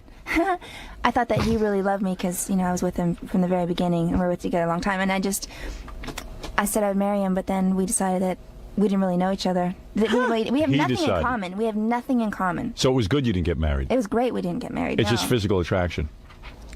It was just it was comfortable. If he called you now and said, I want to get back with you and I want to marry you, he wouldn't have to really work on that. No. I would never, I wouldn't go back out with him. What happened there? Yeah. You must have Why really... she didn't want to talk about me? Yeah, you well, dumped there her. was that whole engagement, and then it was off. I would have married her. But I guess you don't want to marry her. She's a pain in the ass. Is she really? No, I'm kidding. No. I'm absolutely Well, you can kidding. say that because you're rich and you know... I'm absolutely kidding. She's a very nice girl. Just things don't work out, and right. I still love her. She's a wonderful person. Well, she don't love you anymore, man. She was we'll pissed. see. That's What okay. happened? How long were you getting her for? About, I don't know, for like 4 years. Oh. How do you do that? Do what? What? He's a good-looking guy and he's rich. What do you Where want? did this money come from? How rich are you? You're worth about $7 million, I'd say. Am I close? Were you a producer on that Charles in Charge or something? No, let me tell you something. Television for a long time. First of all, he did movies. Yeah. He had, first of all, well, I'll tell you in a minute. Happy Days, right? Yeah. Okay. So you probably didn't make too much change there. Gary Marshall probably raked you over the coals on that one. Okay? So, all right. You did okay. It was good money for a kid. Well, he came in when the show was rolling, so. Right. So it was hard to negotiate. I did 8 years of Happy Days. I did 6 years of All right, so you Charles did pretty in good, and you got pop. I'd say the last 2 years of Happy Days, you probably pulled down a good chunk of change. I did okay. Then when you did Joni Loves Chachi, that was like Got 2 a big years, right? payday, That was right? 1 year. 1 year. 1 year. Big payday there for being the star of the show. That was good. Then Charles in Charge goes into syndication. That was 6 years. 6 years is big What money. kind of chunk do you have of that? You own a piece of that? I can't tell you what kind But of do chunk you I have in own it. He owns a piece 50% of it. I happen to know his deal. I can't tell you. Yeah. He's got a back-end deal on that. I know exactly what his did deal is. okay. I know people who know him. And the show I do now with Dick Van Dyke. So. Right. You ever see him drink? Dick? He's Yeah, clean Dick. now. Used to be an alcoholic. You know what? You know what? Well, you always are, but Right. you would love him. He's a nice man. Yeah, He's got well, a great yeah. sense of humor. Really? Yeah. I liked him better when he was drunk. I think that's good. He's a good guy. You hang with Travolta? I know John very well. Now, how's he rich? He's got like 3 Rolls Royces Well, and jets. So what I heard is, he owned a piece of all the albums from Grease and. You see? I told you that. told me that And Saturday Night yesterday, so you Fever. do know this stuff. He's got the back end deal. Yeah, he's got John- 50% of Charles in Charge. John's sister played my mother for like 10 That's years. right. Oh, that's right, yeah. They're nice people. They're nice New Jersey people. Yeah. So what a life you're having, huh? So I guess he I'm is enjoying pretty myself. rich, huh? Yeah, and you and that, what's that guy's name from 8 is Enough? Oh, Ames. Oh, Ed Willie Ames. Yeah. Willie Ames? That's your buddy? No, he lives in No, they Kansas don't City. even like each other. Oh, you don't like each other anymore? I like him. Doesn't he say bad things about He you says now? bad things about me, but I got no problem with him. Yeah. What's he saying bad things? Scott takes all the money. No, he called me a bully and some other stuff. And Got Nicole Eggert you had too. He said you were a bully? And a control freak. Yeah. So what's wrong with that? You're the boss. I don't know. I don't know. I wish kick him his well. ass. You can kick his ass, can't you? Have you ever beat his ass? Hey, no way. And what about Nicole Eggert? What about it? You ever have her? You had her too, right? I can't. Come you had on. all the girls in Baywatch? Wait a minute. You know what? I'll just give you what my friends She call said that you were show. quick too, and I don't Well, blame you though with her. You know what my friends call that Right. show? What? Babe Watch. What? Bayo Watch. Oh, really? Wow. You just have 'Cause I'll sex give with you a girl. Something else. You know, there was the original girl on that show who I went out with also. Who? Erica Laniak. You had her too? I went out with her for a while. Oh, man. Let me smell both your hands. Give me both your hands right now. Give me both your hands. busy. Come here. Let me smell your hand right now. Come here. He's actually doing it. Wow. You ever have sex with Hasselhoff, or you don't go that far? Wow, good for you. The guys are pretty good looking on that show. Well, you're a real too. cute guy. You know, I could see So guys there going was for it. Nicolette Sheridan. Oh, you had her too. Now that's got to. Just tell me one thing, and I swear And I'll you never know what? bother you He again. does have this, that he must be okay because they keep coming back. Oh to him. yeah.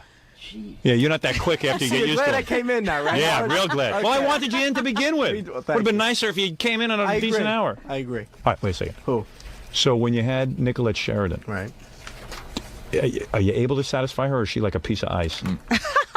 It's a very good observation. I see her as laying She's there. a tough girl, but she's just a tough. She's a nice girl, but She's she's a very, tough sell. Yeah. Yeah, you got, and she's You got high to maintenance. perform for her, huh? Is Yeah, that what you're talking and about? high maintenance. You got to take her out a lot. There's no such thing as hanging around. I just want to hang out on Sunday. Right. These girls are work. Is that what you're saying? No, not these girls. Let me tell you something, pal. If I was single, we would be hanging out together tonight. I'll take you out tonight. Yeah. Oh boy. I'd That's get the into end trouble. of your marriage. Oh man. I wouldn't do that to you. Sure you Just would. go out and have- If you didn't, I wouldn't have having a good time. Yeah, why is he going to go out with you? Like, what are you going to do tonight? Who are you going to I be don't out know. with? I got some buddies of mine in here from L.A. that are from New York. We're going to go to a couple of places. Oh yeah? Are they I don't jerks? even- Are they what? Are they jerks? My friends? Yeah. They're cool. No, they seem like nice guys. Are they the same guys I met? guys, yeah. No, I hang out with jerks. I really like jerks. I like guys who are jerks. My friends are You're not jerks? They're real cool. Oh, too bad. One guy's from Indiana, but we let him slide. So you jerk? Do you know OJ? Do I know him? Yeah. I've never met him in my life. Really? No. Ooh. You willing to swear to that in court? Yeah. Okay. Wow, what a life. So he doesn't even have to testify. He's cool. I'll tell you who's good in bed. Thank God. Pamela Anderson's got to be great in bed. She's totally up for fun. Oh yeah. She wears a toe ring. How do you dump a girl like that, though, man? That's got to be Things amazing. Who are you work with out. now? You know, Who are you with now? Who are you cultivating? Yeah, who looks good? Who are you with now? Oh, nobody really. Nobody that you would know right now. Really? Just models and stuff? Yeah. You know, there was a great line. There was Lee Trevino was in a bar once with, Right. with a bunch of guys, and a beautiful girl walks in, and all the guys said, "Oh my God, look at this girl, look at this girl." And Trevino says, "You know, right now, somewhere there's somebody who's tired of that." That's right. Exactly. That's unbelievable. You always say that happens. You see, that's like why Billy Joel leaves Christy Brinkley. Yeah. Oh God. I know if I was single, I would just have sex with lots of different girls. Like I would stay with Nicole, what's her name? Eggert? Nicole Eggert for like a year. And when I get sick of her, I throw her out. I'd never marry her. Because So it's are always you gonna be ever something going to better. get married, Scott? No. I would love Scott to. will, Scott will you get know, married like when Warren Beatty gets married, that's what I was like gonna at say. 70. I'm gonna go like 105. 50 maybe. Yeah, when he needs a girl to take care of him. Then he'll start having kids and stuff. And what do? You check him for AIDS? You got it, right? What do you do? Do you take him to a doctor? No, these are not. You know. These are clean girls? Yeah, hopefully. They come with doctor certificates. They come with. See, I have a whole fantasy. Like, if I was single, I would say to a girl up front, like, get her. I'd, like, make out with her and stuff. Maybe go to third base. And then I'd say, look, if you want more, you got to go to my personal gynecologist. That's all you can do. You got to stop. Now, Right? you could do that like 2 o'clock in the morning. Yeah, I'd let her pleasure me in some ways so I could take the edge off. And then I'd get her right over to the doctor the next day. And how long does an AIDS test take? 3 days? I have no clue. And I'd have a doctor, like, just standing there. Have one at your house. Yeah.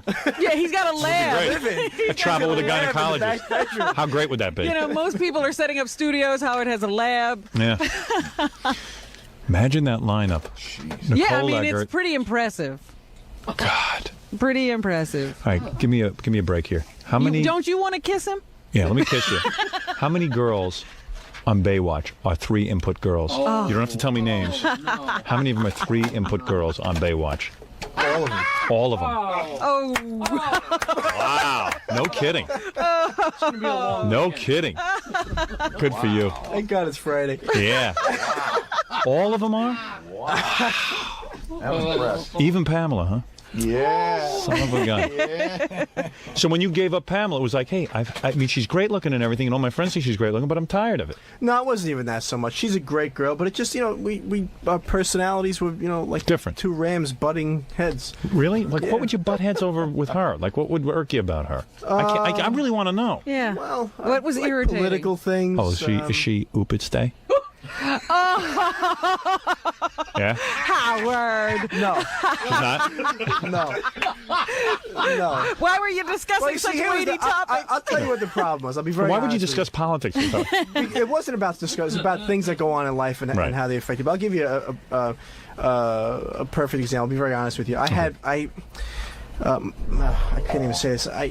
My reputation wasn't that great. Right. For being faithful. Right. And it was a trust thing with me.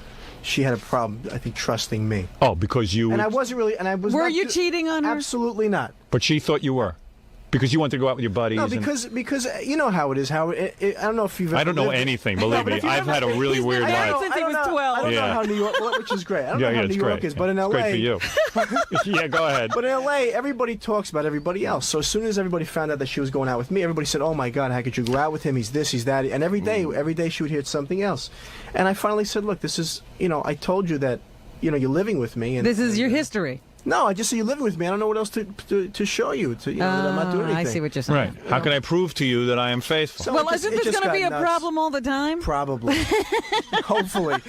Yeah, nothing wrong with that. Boy, I wish I looked like you, and I wish I had your life. Well, Swear to God, I do. Hey, you're not doing too bad. So what are you promoting, the Dick Van Dyke thing? Yeah, diagnosis murder. So does Dick Van Dyke still fall over stuff to be funny? Like, does he fall? Yeah, he does a lot of stunts on his own. He's very... He's married? Yeah, no. So he can get laid too? Wait a minute, he was with that Michelle Triola Marvin for a while. Is that still going on? Yes. Okay. Oh, he's still with her? I don't know if they're legally married. I don't think so. Right.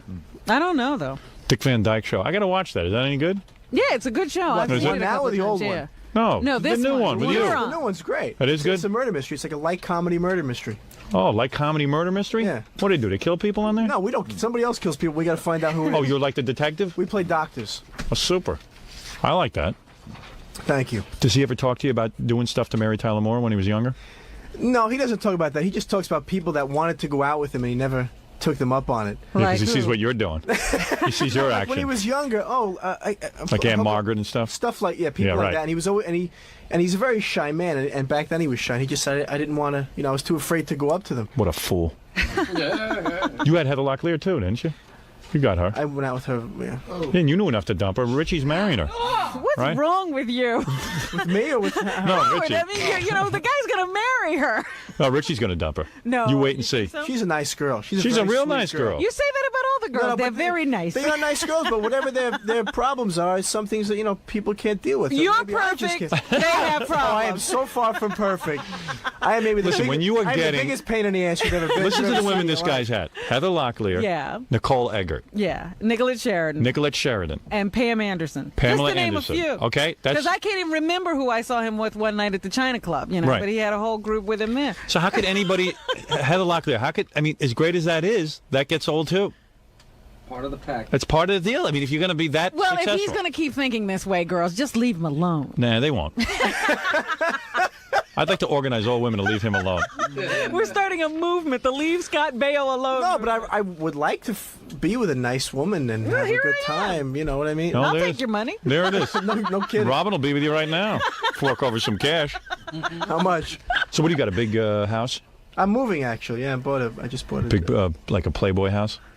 So you can show off girls and everything? Yeah, it's got fountains all over the place. You got like a pool and everything? Pool, tennis court and stuff. Oh, super. It's a nice home. I'm moving in a couple of months, actually. I'm having some work done on it. Bet you got a big weenie, too. I bet you've been blessed. Son of a bitch. Well, you could ask some women. Wow. Well, they don't talk. The women, they don't talk. Yeah, about you got to get them off the air. Pam Anderson They'll was tell you Pam Anderson was ready to badmouth Scott. Really? She's real hurt. She's She real wouldn't hurt. do it on the air, She was though. dying to. Yeah. She wanted to marry you. I was going to marry her. She You were has engaged. a ring. Absolutely. Well, so how'd you back out of it? What'd you tell her? You know, I keep thinking to myself that your father somehow figured into this. No. He didn't talk you out of. He didn't propose to her for me. No, but he didn't talk you out. Oh, of, absolutely or... not. No way. It just fell apart. It just totally fell apart. So how'd you break it to her? Did you just go, hey, it must be great to break up with a girl like that and have her cry? Have her angry Actually, and upset. no. She told me. She said this Really? is not working. I went, okay. Yeah, who cares? Goodbye. I've had you for 4 years. Boy, you were real broken up. First time you see a girl like that naked, does it blow your mind, or you're so used to it at this point that everyone's got to look First time like I that? see any girl naked, it blows my mind. Okay. That still happens. If my wife ever gets cancer and dies, I'm right over at your house with It's you. like jumping out of a plane. It's exciting You're every gonna time you ask do it. Scott to console you. Yeah. You're going to be I my would love first to hang guest. out with you, man. I Oh really would. man, you have never partied until you party with me, my friend. I believe it. Jackie, tell him when we were up I in saw you Cleveland. one night at On the Rocks in L.A. Oh yeah. And you had everybody with you, and You saw me there? Yeah, and I was going to come over and say hello to you, but you went out the back door or something. And Yeah, I I'm- The missed you. place where Jessica was in the bathroom? That's where I had her dress off. Let me tell you something, my friend. Really? You think Just you and her? I'm on the dance floor. I took the whole damn dress. She wasn't wearing panties. I already got the stockings off. Bam, Pull the naked. dress up over her head. Every My friend guy on the Steve floor does was stuff like that. Oh yeah. My buddy Steve. I'm just like that guy. I'm a real jerk. Just like Steve. No, I know how to party with you boys. Oh yeah. Well, let me know when you want to go. I'm a playboy. Well, the next time you're in L.A. and you're hanging out, you'll have to call Scott. I'm going to call you next time I'm out there. Okay. We're going to really party. I'll show you. Absolutely. In New York, I'm married. Out in L.A., I'm single. All right. That's you're damn right. How many miles do I have to be out of town to be single? Somewhere, I think, when I fly over, Cleveland, I think I'm single. You don't have the 48-state rule anymore. It's past the Mississippi, and I'm single. All right, Scott, I want to congratulate you on all the girls you've scored with, number one, all of your money and possessions, and also, of course, on the Dick Van Dyke series. I will watch it now. Thank you very And much. the next time you're in town, come by at a decent hour. Next time, I will definitely plan to be. I apologize for interrupting your show, and thanks for having me listen, on. well, you're a good sport about that. Boy, do I want to hurt you. You know what? When we go to commercial, one of the guys will hold him. You punch him. Yeah. I'm going to pink belly you during the commercial. Will you? Yeah, I'm going to smack you. I'm going to smack you around a little bit. Well, you can handle yourself, right? You know karate, don't you? I know. Well, I could fight. What is it, Ralph? There's a girl here who's with Scott and them, and she wants to come in and take her top off. What? Really? Who's the Yeah. girl? Me? Yeah, there's a girl here with you. Really? And your Okay. friend. Yeah. You have a girl here, really? Oh, this, I I know guess. what this is. I can. What Oh, is no, it? it's You really? Ralph being funny. He's going Is to this bring you in his being funny? grandmother. We're playing a joke. I wish Gary was here. Let's let her in. I'm going to see what All right, she let's see what she looks like. So, It's probably some ugly. Gary's away, so Rear Ralph's ends having or- fun. Yeah, Ralph's now producing. I'm going to take Ralph and I'm going to pink he belly should be him. out of here already. Gary would have thrown him out. This better be good. Oh, it is. Oh, she is with you. Hey. How do you That's know my her? friend Steve that does that. Hey, Steve, how you doing, man? Hey, who are you? I'm Tammy. Give her the microphone, Jackie. Who wants to hear you? My name's Tammy. How'd you meet up with Scott? Through him. Oh, hi, guys. This guy gets. This guy gets a does lot of all right, girls? yeah. You do? From Long Island. I'm better looking than you. How does he get them? What does he have? What do you have? You're Scott's friend, and you get to hang out at his house. He's a restaurant owner. Oh, is he? Yeah. You get a lot of girls? A restaurant called Amazon. Looks like a rainforest. You getting her? Maybe. Hey, she's giving me the evil eye. She likes it. Honey, you're in love with me, I think. She just got in a car accident, so she's. You got in a car accident? She's still dizzy. What's Flipped it. You flipped your car? Is that why you're looking at me like a mental patient? Are you high or what? No, Talking to the microphone. What do you go? Do you go over Scott's house sometimes? I've been there. Yeah. Where do you go? By the pool? No. You guys have sex? Do you ever have a sex orgy at his house? No. No. No. No orgies going on What are over you, a there? dancer? No, but I work with a girl that's a dancer, that Elena, with all the piercing. Oh, you work with her? Yeah. Oh, you must be horny as hell. Are you? Are you horny? How does she work with Yeah. Elena? Who knows? Cocktail waitress. They're cocktail waitresses. Okay. Take a top off? But she's a dancer. You want to take your top off? No, she doesn't really. Really? She would. She would? Yeah, why You not? would? For you, Howard. I don't care. For you, I would, yeah. Really? Are you in love with me or something? No. No? Really, no. No. She's staring at But you do it anyway, Hal. I don't care if you're in love with me as long as you take your shirt off. So this is the kind of action you guys get, huh? Like have wild parties with girls like this? We have a good time. Yeah. No, I'm not like that, but you know. I gotta get single. Hey, you don't block my Just drives camera you with that crazy. big hairdo of yours. All right, man. Thanks. I play to that camera. Yeah, you a big fan of mine? Yeah. Are you really? Listen to you. Yep. Want to take your top off? You want me to? Yeah. Why not? What the hell? Yeah, go ahead. Wow, what a body on you. Ooh. You gonna get her? Nice. I never saw that before. You're looking good.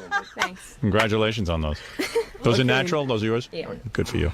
I'm embarrassed. What are you embarrassed about? You see that all the I time. don't know. It was very. That was the first time, so it was exciting. You want to sleep with Scott? No. She's lying. He won't even sleep with you. Would you sleep with her? I think she's involved with somebody. Oh, okay. I'd sleep with you. Where's your involvement? What are you doing running around with these guys? What are you running around? I don't understand what's going on. How are you with these guys? I just He knows her. Platonic. Is it really? You're not doing her? No. Well, I met him a long time ago. Oh, but Scott he doesn't Baio? remember. You know Scott Baio? And I met him the next. Yeah. I don't know what's going on. I don't know, but you know, confusing here. Really? Alrighty. this is the life everyone else is having. What? What? What? What are you saying there? You getting her? Maybe. I don't know what's going on, but you seem to be having a lot of fun. I don't even know how you have time to do shows and try stuff. to have fun. Yeah, really. What a life. Yeah, when do you work in that acting thing you do? Oh, I do that on the side. It's not a full-time thing. And what do? You go to clubs every night and everything out there? No. Really? No, not anymore. Do you ever sit home and watch TV? Or All the time. Really? Absolutely. Doesn't sound bad to me. He always has a girl over there. He's got guys he can call and say, "Bring me a girl." Yeah. Isn't that the best? Yeah. Anyway, Howard, thanks. All right, Scott. Anyway, you've exhausted me just with your lifestyle. Tell Dick I said hi. I certainly will. Yeah, really. And we'll be back right after this. I'll see you guys. Howard, thanks. Okay, thanks. I'll talk to you later. How did it go, Scott? That was fun. Were you worried that when you were going in there was going to be a little controversy? Or? No, I knew going in. It wasn't going to be controversy. It's him. What are you talking about? No, I knew there was going to be. I was going to get it. But I got to find him. That's okay. He's a gentleman. He's very nice. It's good. So you're going to come back soon? No, I'll be back in New York for a while. You just heard this release. Oh, I got it be on TV. But you do the show again, right? So. Absolutely. That was fun.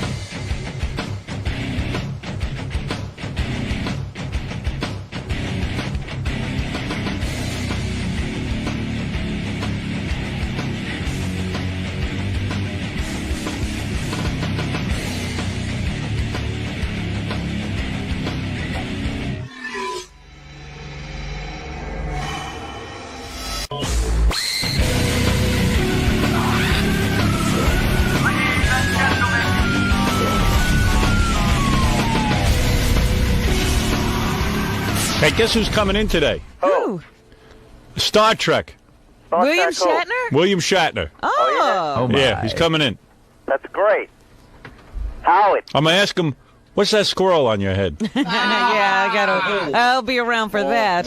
Hey, he ain't bad. I got to ask him, though, why does every Star Trek cast member hate his guts? In fact, old and new casts. I understand that somebody from the new movie is upset with him. Everybody, I never saw a guy. Everyone who works with him hates him. I hate him already. Well, first of all, I should tell you some funny things about him. Ralph read the book, so we're just going over some William Shatner notes. Yeah. Do you know that after Star Trek ended, he really was hurting for money? No kidding. And he had to go back to the theater, and he used to live in the back of a Chevy truck. He drove a Chevy truck, and he would sleep in it. No kidding.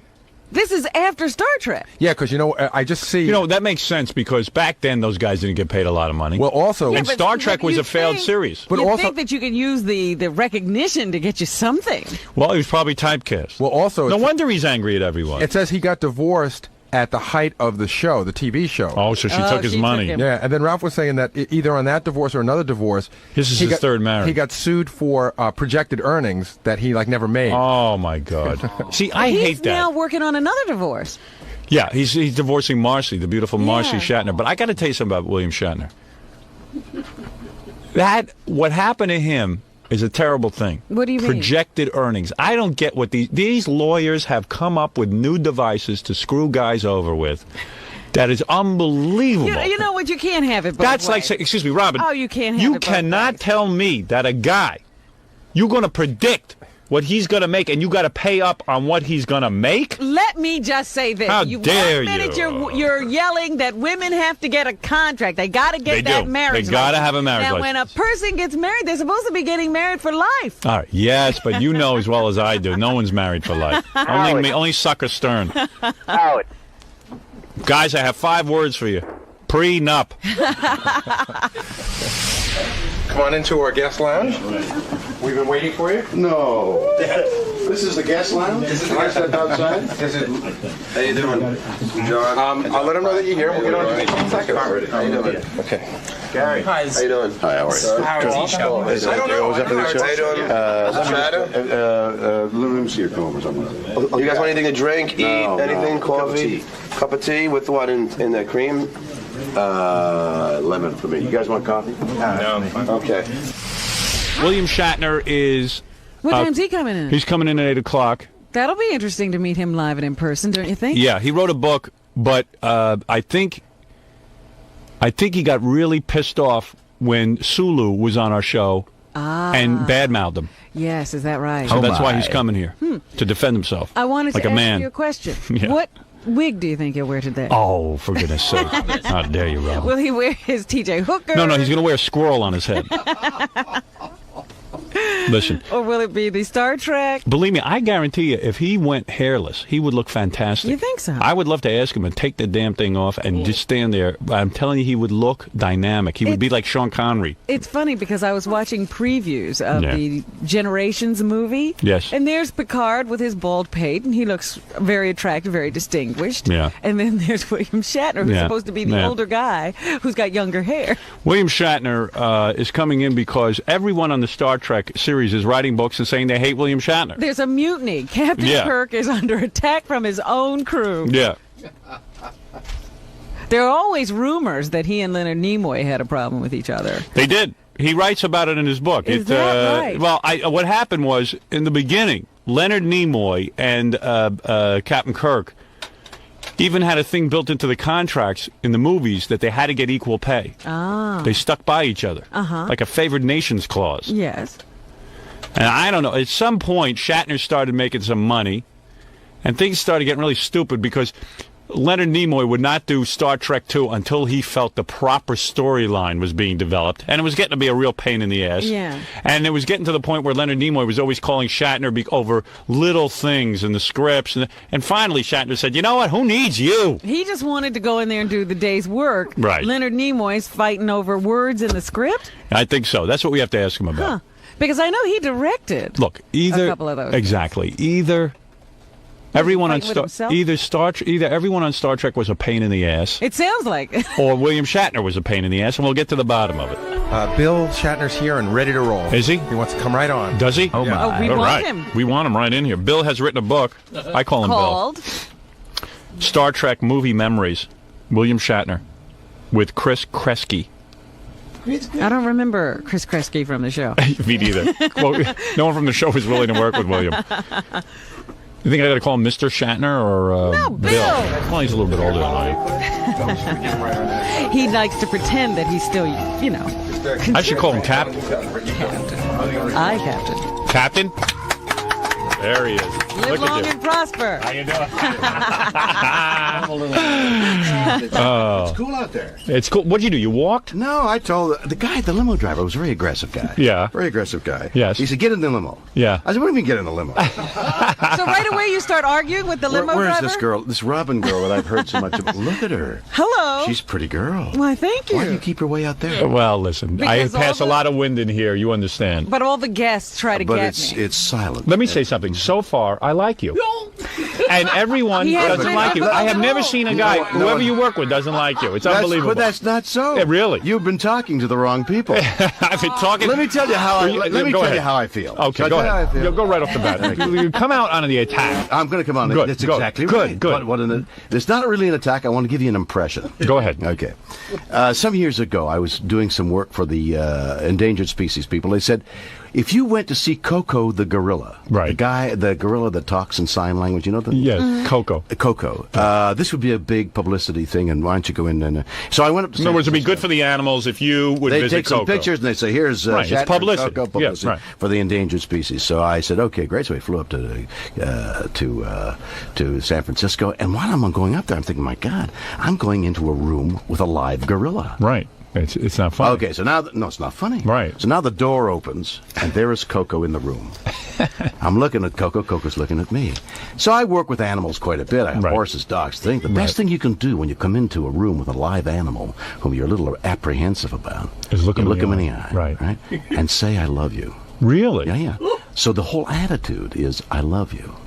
So I went to Coco. I got closer and closer to Coco. I said, "I love you, Coco." You're scaring me. No. Go ahead. Coco. Yeah, right. So I got right up to Coco and I said, "Coco, I love you." She put her hand right between my legs and grabbed me. Really? Honest to God. Really? Well, that's the way And held me. So what is the moral of the story? The moral is, be very careful when you enter the cage of somebody you're afraid of. I don't get it, Rob. You don't get it? Well, here I am in your show. Are you afraid of me? Well, you have not been kind. Oh, well, you have not been kind. Well, why do you I love say you, that? Howard. What I love have you. I said? Howard, get your hand up. No, what have I said? What have I said? We do love you. No, what do you say? he doesn't love me. I have to make him talk love me. about Star Trek. My impulse this morning is to make Howard love me. No, you don't have to make me love you. That's I think you're a man who has had a career that you don't have to sit there and worry about me. Now, you know what? I heard that you came in because you heard Sulu on our show bad-mouthing you, and you wanted to say something about Sulu. Sulu doesn't like you. I don't know why. He hates you. Even Uhura has a problem with now, you. let me tell you. Uhura, I on think top of that, George- hates you. I think who? Uhura. No. Hates you. They're crazy. They no, love no, me. but they've made statements. No, they hate Howard. you. What are you talking about? I'm telling you, they're selling books. Is that what it is? But why would they do that against you? Something is there. That is, I can't understand it. Let me describe. Want to hear what Sulu said? Let me play it for you. Let me play for you what Sulu said. Let me play for you. You got to hear how on fire this guy. Listen to it. This guy is on fire. He's on fire. He's never been on fire before. This is a guy, I don't see him in anything, and he's on fire only by... He's never said a bad word about him. He claims you cut him out of the part. You want to hear him or not? Do you want to hear it or not? You might as well, since Listen you're going to play it anyway. All right, listen to this. I wouldn't play it anyway if you didn't want to hear it, but listen to this. Now, let me see. I was just listening. I said, what is with Sulu? Well, thank you. Who, Robin is pretty? No, you are. Oh, thank you. You know, see, Uhura fell for these lines. Do you want to sleep with Robin? Hey, we got a lot to talk Is about. that right? Yeah, we have a lot to talk about. But wait, get the Sulu thing out of the way. Forget the Sulu No, thing. do it. Do it. Get it out of your system. Say what you want to say about your relationship Listen to Sulu. with George Listen to Takei. Sulu. Here he is. With that deep voice. He's got this charm that he thinks is going to cover up all the other things that he does to people. Oh, so he's nice to you while he's cutting your throat. He's got that smile and that wit, and at first, everybody gets taken in by that. But over the years, you see through the man, and frankly, I see him as a rather sad kind of guy, who never really outgrew that beginning actor's syndrome of cutting lines and doing everything he can to bring attention to himself. We mature as actors after a while, and we learn. I love how you say mature. Bill was very democratic about it. Right. He treated everybody the same. He treated everyone badly.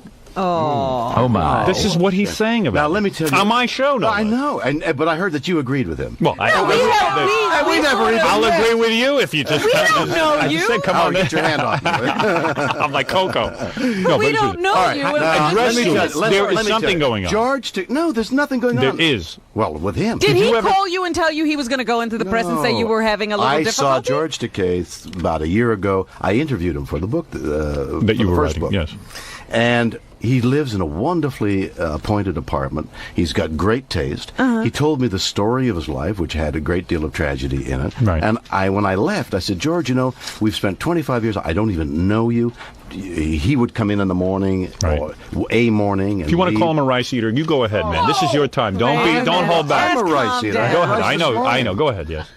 He's a lovely man. Right. He is a lovely man. That's all I can tell you. And this, you attribute this to a mental breakdown on his part? I think he's selling books. And using you, a friend of his? Well, I don't know him. Do you he's think neither a friend, he's an acquaintance. He's a guy you worked with. Yeah. But do you think an editor sat down with everybody and said, look, if you want to sell books, we can't just do this. You have to be fighting with somebody. There's got to be some controversy among the staff. Because I wind up saying so many things that you just want to be near anyone. People get mad at me.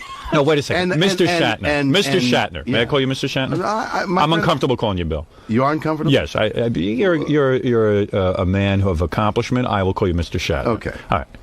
Can I call me Howard. Mr. Stern? No, call me Howard. I would not be comfortable with you. He has accomplished nothing. I have accomplished nothing, so you can call me Howard.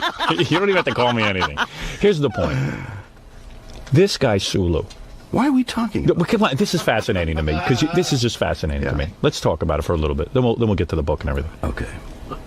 You obviously were the star of the show, you and Nimoy, right? I mean, he was a player on the show. He had as far as I know, he used to sit there and go, "Yes, Captain, I'll beam you up." He somehow feels that you kept him down, that you would take away his lines. You Is know, it possible? it wasn't even lines. Remember what he said was in one of the Star Trek movies, they wanted to make Sulu a Starfleet captain of his own spacecraft. Yeah. And when you were delivering your lines, you mumbled.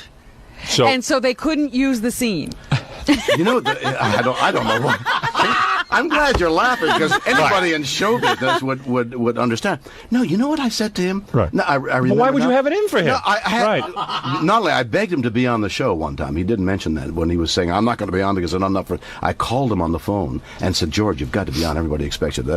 I didn't even remember that. But what I do remember saying one day was, "George, why do you want to be a captain on another ship when all the action is taking place on the Enterprise?" Right. I mean, you're removing yourself. Why are you doing that? Right. That's good advice. Well, but you're right. They never show the captain from another ship. They're always going to be blown up. Yeah, why wouldn't you want to be Sulu and he on said, the "Well, don't Enterprise?" you understand, Bill? I'm a captain." He thinks he's really getting a promotion. He really got into the part. He really got into it. So I don't know what. I kept urging him to be where the action is. You were taking him away from him being a captain on another ship. I guess that's what. And certainly by being a captain on another ship, he wouldn't have even been in the movie. He would have been out on another ship. I think he's a wonderful man. I think Nichelle Nichols is a beautiful, wonderful, wondrous lady. What was Uhura's problem? Uhura's problem was let me just say something. Okay. Let me just say something. All right. Uhura is the type of woman. She has nothing bad to say about anyone. Right. Gene Roddenberry was doing her behind his wife's back. Yeah, and even the wife didn't have anything wrong to say about it. Exactly. Yeah. And Uhura was treated like common dishwater by this Gene Roddenberry. He dumped her off. Thrown out with the baby. And she only got nice things to say about him. The only two people she says bad things Who's about. Who's the other one? Me. Well, now, and I don't even know her. All right, let's review. Let's review so far. Let's review where we're at so far. Yeah, where we're reviewing You're claiming, already. Yeah, George is cuckoo. I didn't say that. Are you saying that? No, I didn't say that. I said George is a lovely guy. Now, you misquoted. All right, go ahead. Okay. All right, let me just tell you what. All right, now tell me what Uhura's problem. The last time I was with Nichelle yes. was at my house. Yes. Well, I call her Nichelle. I've known her for 25 years. And no one breaks the news to her that she's not a sex symbol anymore, and she thinks she's writing a book like every man is after her on the planet. Am I right? I can't even. Come on, you got to know. Did you ever do it? Let me just tell you. Did you ever get her? No. Yes. Not interested. Yes? You never got at all. No, Nichelle and I were great friends. You got to second base with her, did you? Never. Great. Second base, not home. Never made home. Never slid home. But ever think about it? No, used to think about it. Right. Not anymore. It lusted in my heart. Yeah, right. What happened? She was in my house for Thanksgiving a year ago. A year ago? Line dancing. I come up, you know how you go back and forth. You line dance in your house? Line dance, a big house. What in the world's going on there? What do you have, a mansion? No, small house, but a large floor. And you do line dancing in your house? Well, I had the band there, and we were You had a band in your house and we're doing line dancing with Nichelle Nichols.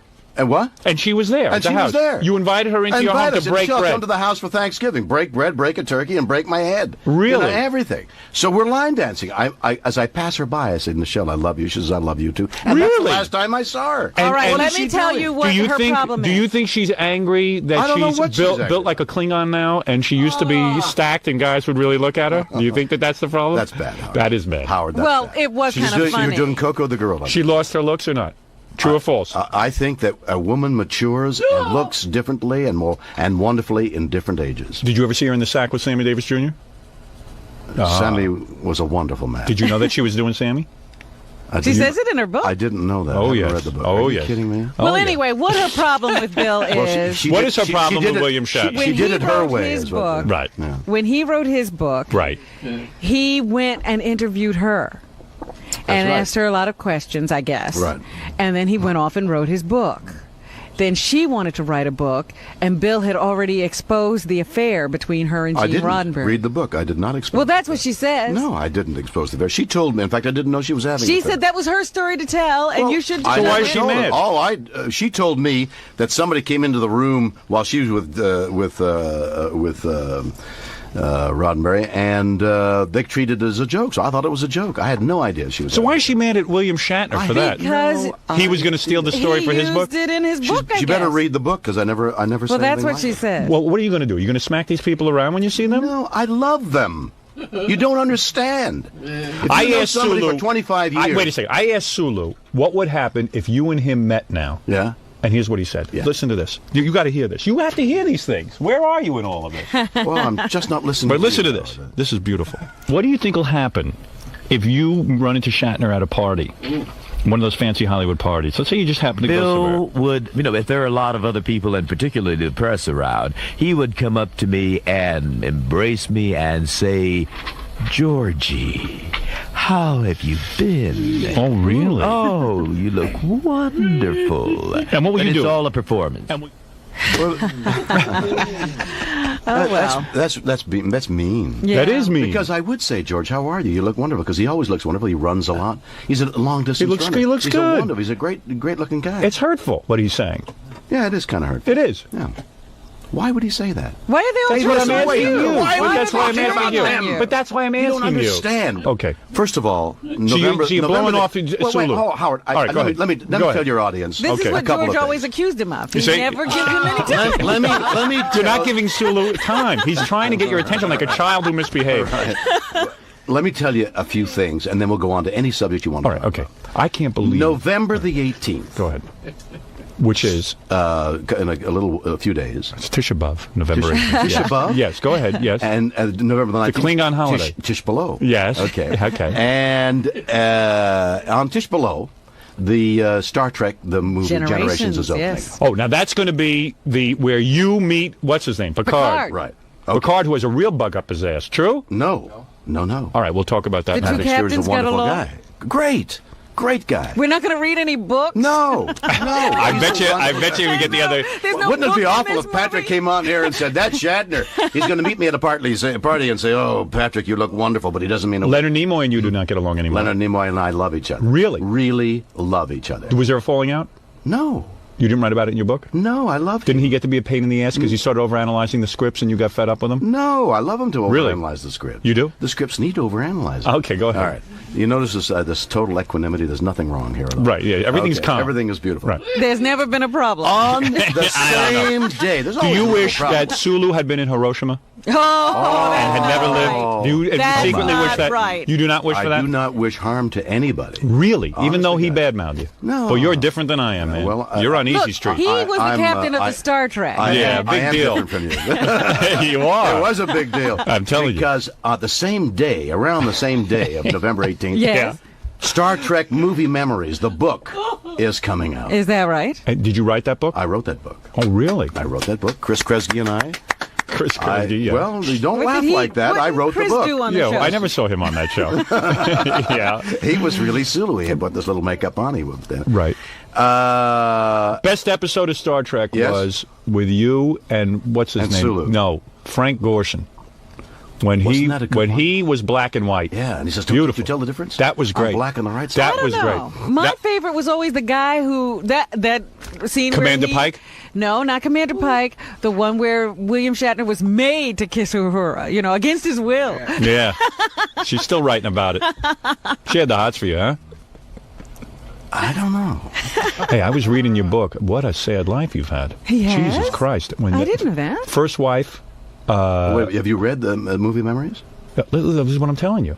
The Star Trek book. I'm stunned. This book right here. I'm stunned by the fact that you would... movie Memories. Yeah. Let me tell you something. The first wife Yeah. cleaned you out. At the height of the show? At the height of the show. You had some dough. You were starting to make some dough. And the judge says, good for him. Listen to this, Robin. The judge says, you're a big star now. You're going to have a lot of future earnings. And he makes you pay for future